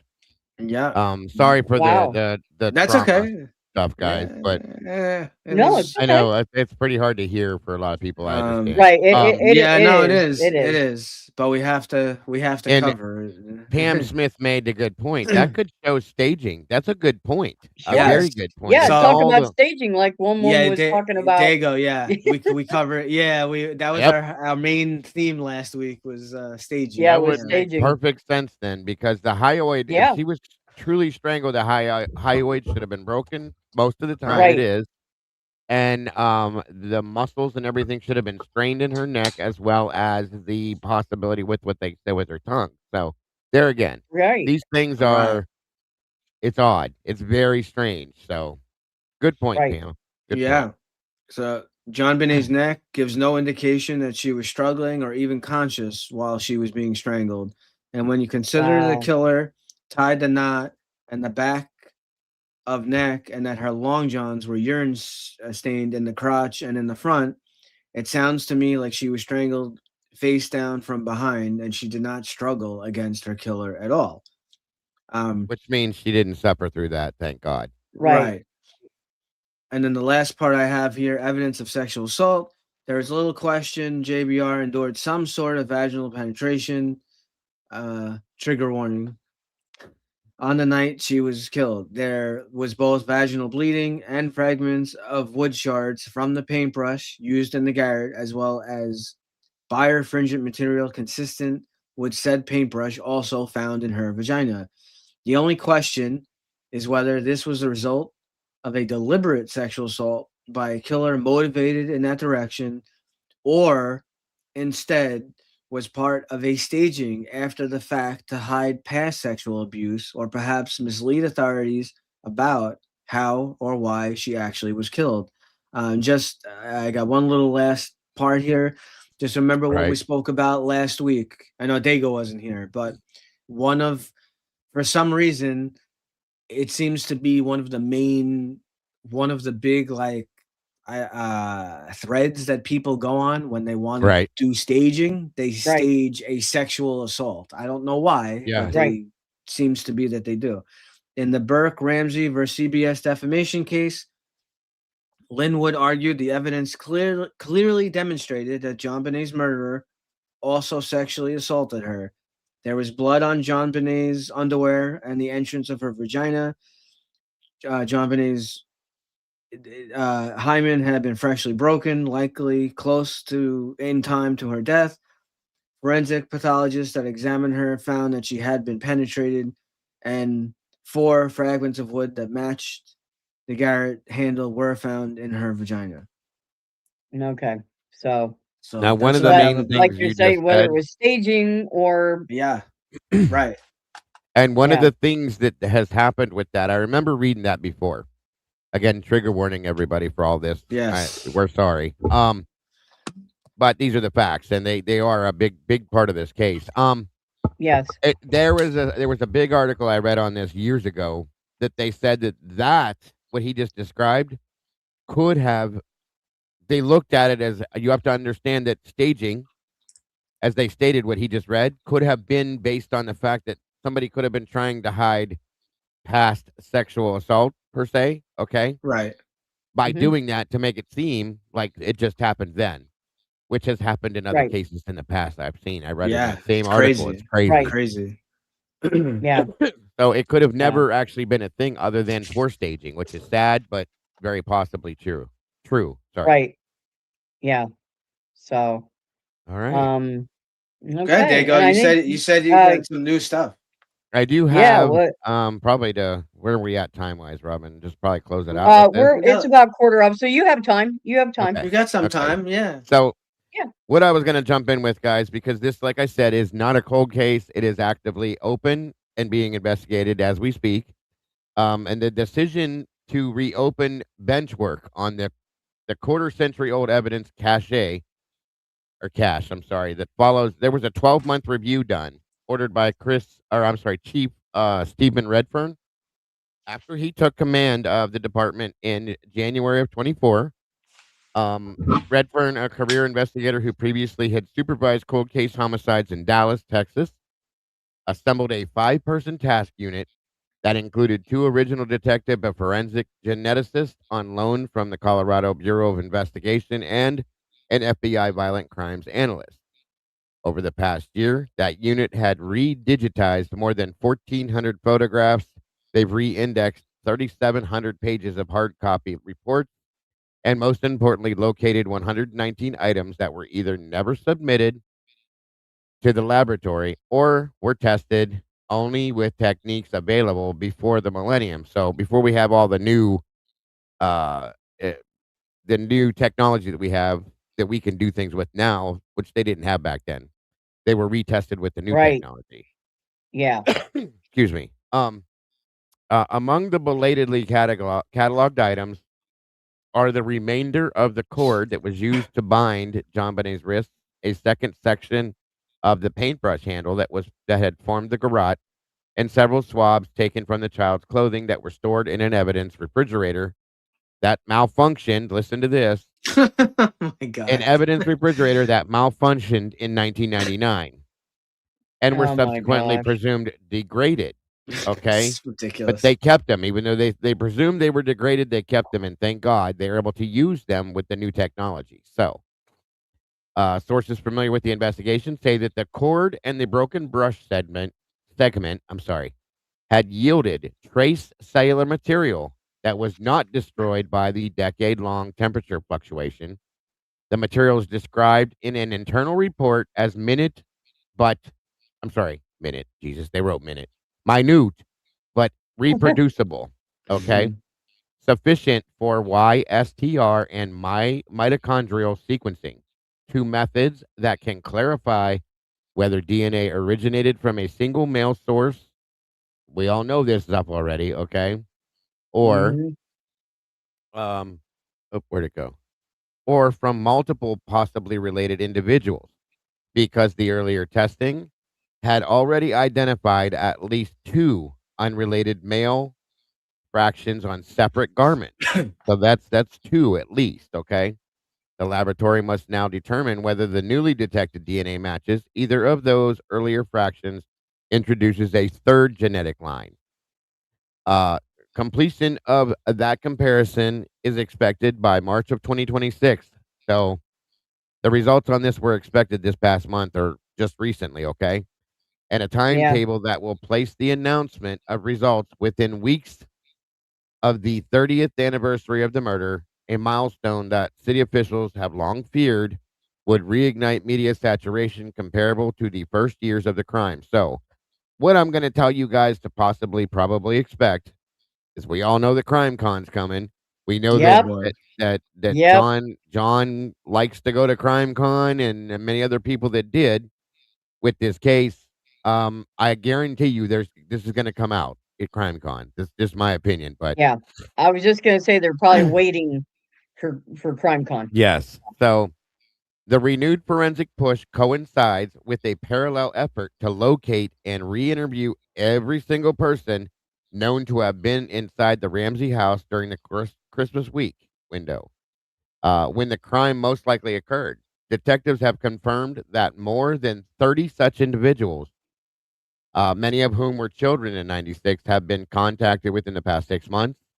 At least 2 former neighborhood guests have provided statements that were not previously documented, in describing an unfamiliar adult male seen walking near the back alley the afternoon of December 25th. The witnesses, who were 9 and 11 years old at the time, told investigators that the man carried a small duffel bag and appeared to be studying the rear of the Ramsey property. Wow. Wow. Yeah. Their That description. a small bag. Like Right. Santa, maybe? Yeah, 100%. Yes. And where'd it go? Their description their descriptions recorded on body-worn cameras during contemporary interviews have been forwarded to forensic artists who is preparing an updated composite sketch that investigators plan to release publicly once DNA results are announced. Again, look forward to CrimeCon, in my opinion. Yep. In addition to witness re-interviews, detectives have obtained cellular tower dumps covering a 1-mile radius around the Ramsey home for the 72-hour period surrounding the murder. Although cellular telephones were far less common in 96 than today, the records have revealed that approximately 160 unique devices that registered with towers in the vicinity using subscriber information were archived by carriers. Investigators have identified the registered owners of 94 of those devices. The remaining 66 are flagged as prepaid or unregistered handsets whose users can be identified only if call detail records still exist on magnetic tape backups. Technicians at the Regional Homeland Security Investigations Lab in Denver are attempting to recover those backups as we speak, a process that involves reconstructing a 1990s era switching software on emulated mainframes. Should even a fraction of the unregistered numbers be recovered, detectives believe that they may be able to place previously unknown individuals in that neighborhood at critical hours of the night. The Ramsey family has been briefed on the existence of new evidence, but not on its scientific details. John Ramsey, now 81 years old, issued a written statement through the family's longtime attorney in which he expressed gratitude that the department is devoting resources to the case, but urged investigators to share findings with the family before any public release. Burke Ramsey, JonBenét's surviving older brother, has likewise been notified. His counsel indicated that Burke is willing to provide any additional DNA or fingerprints that authorities may need for elimination purposes. Replicating cooperation extended during the 2008 round of testing that formally excluded him as a contributor to the mixed profiles that were found on the victim's clothing.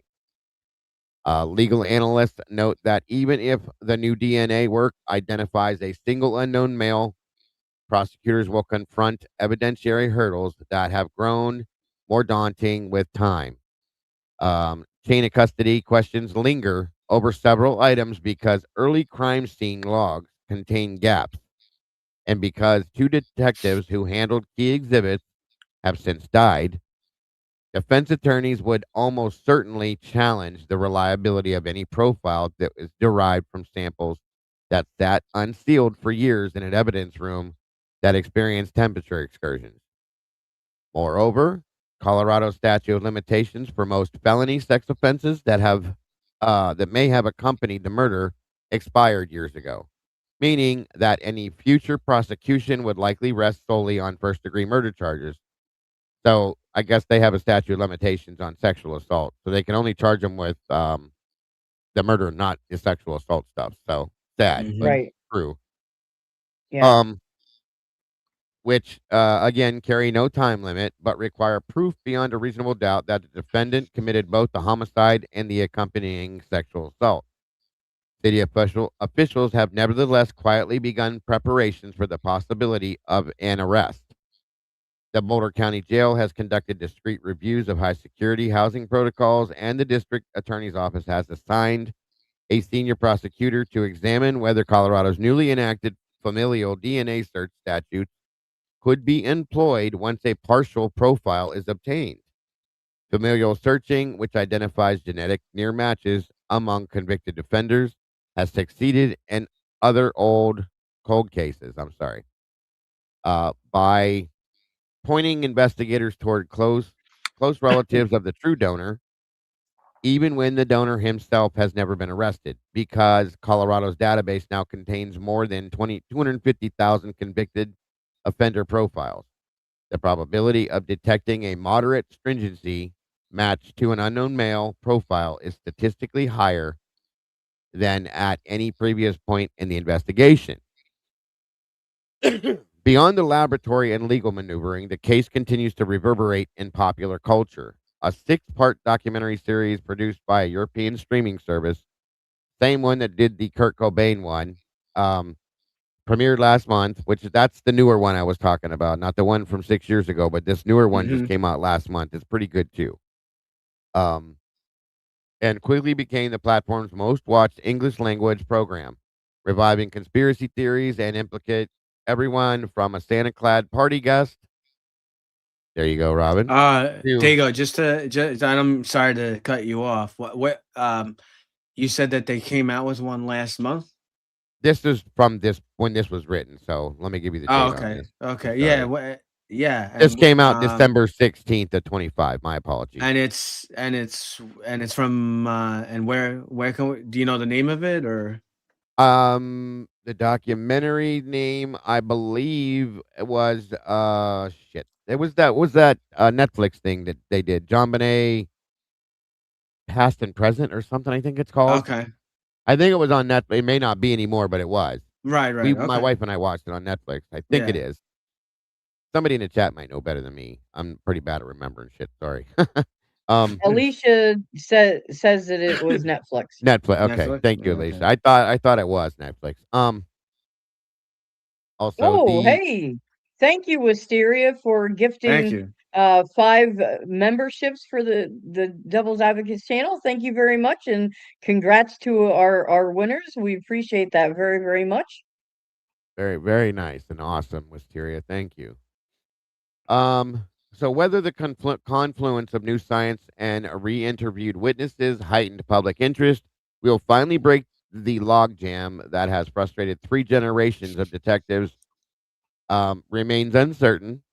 What is clear is that the JonBenét Ramsey investigation, long a symbol of stalled justice, has entered its most active phase since the first months of the murder, with results of cutting-edge DNA testing expected within weeks, and with forensic genealogists standing by to extend any identifiable profile into family trees. Investigators are candid that the next 6 months could determine whether the case moves forward toward closure or recedes once more into the realm of unsolved mysteries.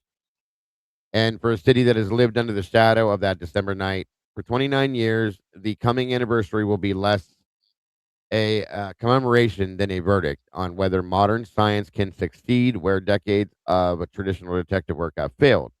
And I'm going to tell you on that note, folks, this is the case that I would look to a place like Othram to do something on. Okay, as much as I don't Right. like Othram, Hmm. this is where Yeah, they need to be in this aspect. None on stuff Yeah. like the Idaho or anything else. Right. They do Right. well with cold cases. They need to go on this and do their thing. And if they can pull this DNA, do it. Do your thing, okay? right.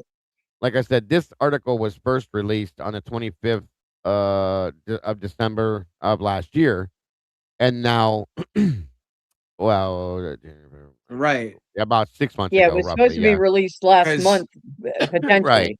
Yeah. right. So Because it's just been with the update in technology and stuff. Remember, yes, this case happened in 1996. So my big Right. time. understanding, what I was looking at, and I don't know if they could even if they are able to do that test now with the what I was reading was that they Yeah, know that some of the DNA that they have from John Benet's clothes and whatever, it's a male, but they don't know the race.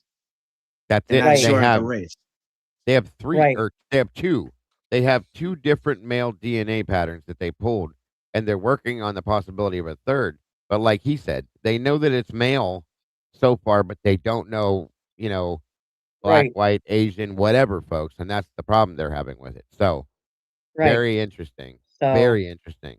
another aspect I'm going to be very interested in is because the fact that not as many people had cell phones back then could actually help in a way if those records that they were talking about, those other types of records, were preserved. Because if you only Right. have 160 Oh, people to well, go through versus 3,000 I have hits to of yeah, pings, Right. yeah. that could lead to something right there as well. I have to mention something quick, real quick. I know that we're gonna be close. I know we're gonna be ending shortly, but I have to say this because I know that we've mentioned this on. I think I've heard Robin address it. I think we've all said some kind of comment, including Lee. Um, so from the we're not going to go into the whole big thing, but if you guys aren't aware, the grand jury in this case did indict the parents, but the district Right. attorney decided not to pursue the case. They did not. Right. Why? You could think of many reasons why. Sure. You know, they were highly known in the community. They had a lot of money. Is it fair? No. But being that you're talking about documents, very interesting that there is a few pages from the grand jury that have never been released. They've been Yeah. secret. So I just wanted to mention that. Yeah. Well, I'm glad you did, Makes you because that's wonder. important. Yeah. Yeah. Why? Well, Why? Well, I think the first thing he said, they were very well liked and very important in the community. Okay, Right. and we all know money and power.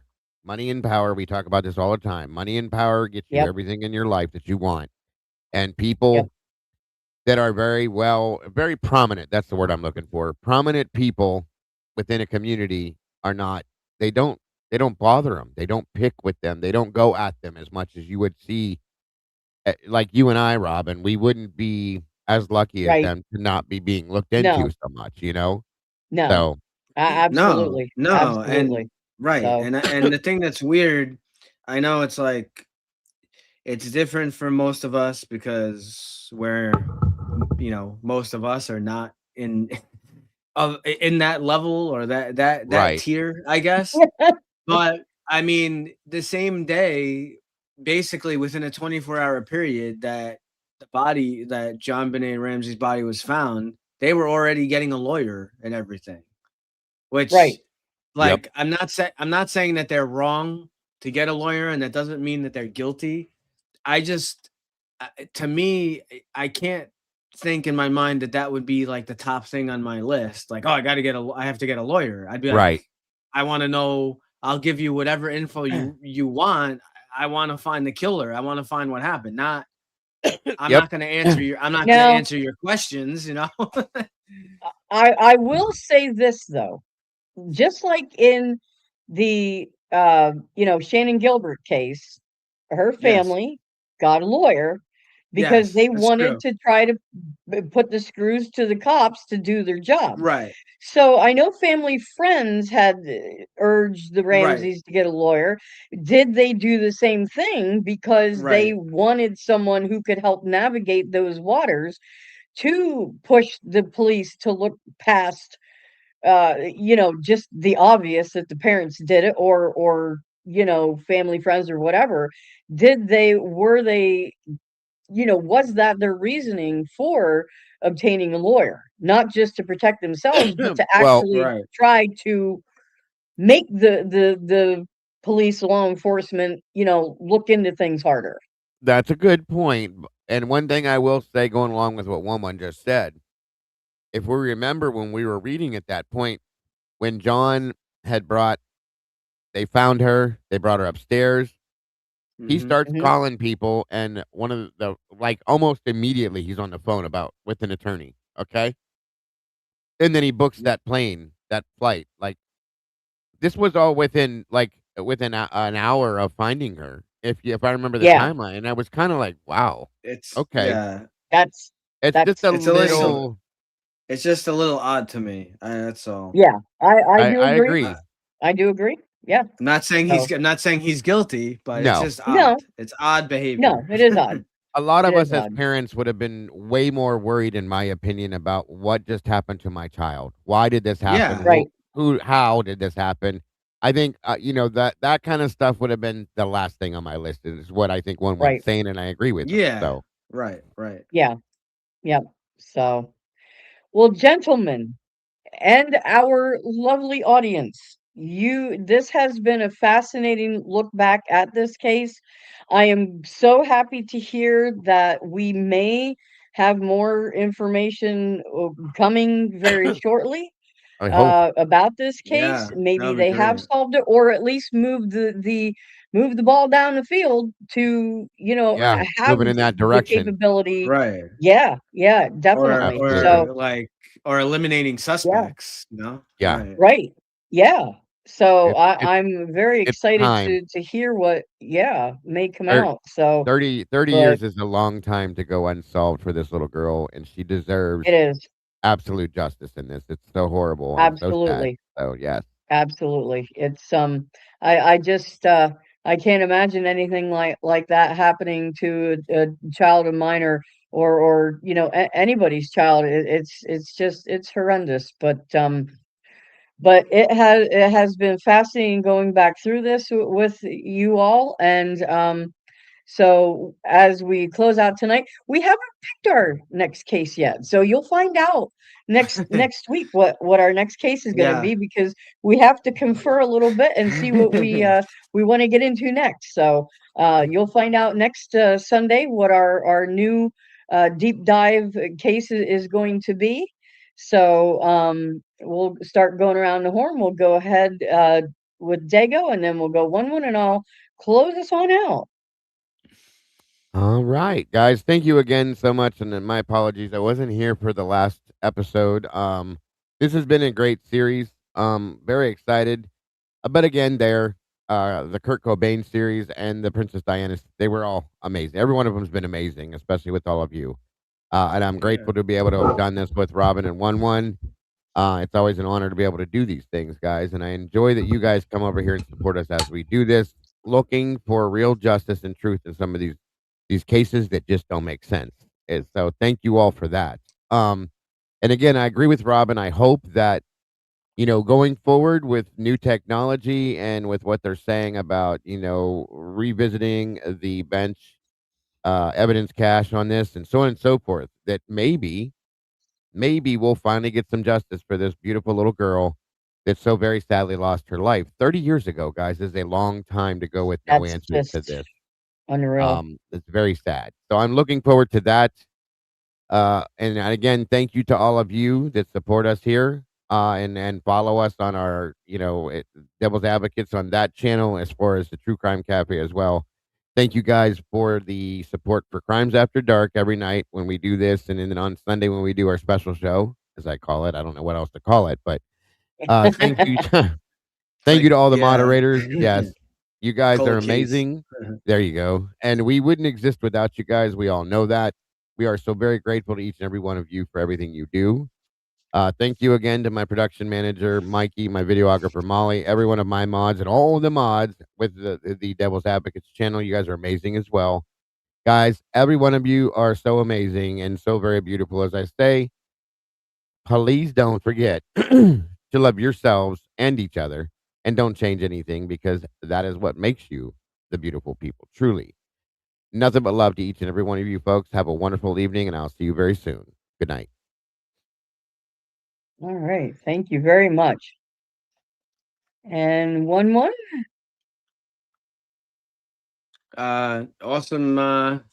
Awesome case discussion as always. Glad you guys came to support us. I hope we were able to give you some different points of view, and hopefully you learned some new facts. I certainly did. Yeah. I can't tell you how many Yeah. documentaries and how many different things, and every time I seem to watch something or do a little more research on it, I learn something new. As for as like I said with the pineapple, I'm not so sure that uh JonBenét got the pineapple from Burke's dish there. There's strong evidence to suggest there seems to be just as many experts that say that she had the pineapple after that she got the pineapple before. So it's Right. like Right. I'm I don't know what to think with that. I had a point of view before, but that's what I mean. You have to try to keep an open mind with these things, and um be willing to adapt, be willing to listen, and at least, maybe you don't agree, but listen to the facts and listen to the thread, and maybe, you will pick up something, or you'll learn something new. Like we covered. Apparently her, the hyoid bone on her was not broken, and what we know from, I guess it's not 100%, but in most strangulation cases, as what Dago was alluding to, if you find that the hyoid bone is broken or damaged, usually is signs of, some kind of strangulation or murder. Not, would be not, obviously she didn't commit suicide, but Right. trying to determine what the point, what actually killed her, strangulation or something Right. else. But, it's interesting points. I'm not sure what case we're covering next. I would say, I guess, Dago and Robin and myself will discuss it, but Mm-hmm. maybe you guys in the comments of the video, of today's video or one of the video, maybe Yeah. suggest some cases that you guys Yeah. might get to hear, and we'll talk about it, because every case is important. It's not just because people have money, or because this this was a little white beauty pageant girl kind of in the limelight. We're willing and open to looking at every life is Yes. important. Every life is Yep. essential. I don't care if you have one penny to your name or $10 billion. Okay, life is Right. precious, and we'll talk about it. So I'm interested in what Yeah. cases you guys want to hear, because there are so many, different ones. But Right. thanks to all the mods. We love you guys. We have some very special things coming very shortly with the new book coming out on, just to mention quickly, on the Yes. Idaho 4 there. Broken Broken Plea by Christopher Plea. Whitcomb. Yeah, there's some great stuff coming. I'm sure that, Robin will get you guys up to date, and I will leave you guys now. Almost forgot. So we got a movie quote here. It's from the early 2000s. Let me know when you guys are ready. All right. Go All on. right. Whoa. Look at that. Who'd want to live in a place like that? That would be my home. Oh, it's lovely. You're really quite a decorator. It's amazing what you've done with such a modest budget. I like that boulder. That is a nice boulder. Shrek. Yep. You got it. That's a nice boulder. I like You that got boulder. We're making waffles in the morning. In the morning, we're making waffles. Yes, I love that movie. I've seen that movie about 3,000,001 times, you guys. So yes, there's Amanda. Yep. They're Sorry, they're Amanda, great I got movies, you on that's for that one. sure. I even Yeah, he paused beat for a you. minute. Sorry. I have 7 kids, That's you guys. fine. Yes, me and Amanda tied on that one. I have 7 kids, so you gotta know. Anything you put out from Disney, forget it. I got that one. So Good stuff. Good Oh, stuff. well, I can yeah, watch good that stuff movie for sure. every day. I can watch that movie. I love that movie. All of them. They're great. Yeah, it's so funny. Oh my gosh. Well, as for me, yes, thank you all for coming out. We appreciate your support. Sundays are a different animal. Of course, Lee is off, but so he gives us free range to delve into cases. And like one said, if there's something you out there would like to see covered, leave us a comment with that, and we will confer this week and see what we're going to get into next. So it'll be a surprise next week. So you have to tune in to see what we're doing. So, and yes, the new book by Christopher Whitcomb will be coming out on April the 28th. Lee will be interviewing him tomorrow, as a matter of fact. And we will be keeping you up to date with the time on the 28th that we will be airing that interview, as well as having, you know, Christopher on with us with the panel live after that interview premieres. So we are, of course, super stoked about this. This is kind of a once in a lifetime kind of thing. Maybe we hope not once in a lifetime, but I mean this is huge, but it's also huge for the community at large and for justice. So that's all I can say Yes. about that. But we will be back tomorrow evening, of course, 5 p.m. Pacific Standard Time, 8 p.m. Eastern. And we thank you for coming out this evening and every evening. And if you are part of the replay crew, we appreciate you so, so much. Please don't think we don't, because we certainly do. And I hope everyone has a fantastic evening. And we will see you tomorrow. Have a great night, everybody. Good night, guys.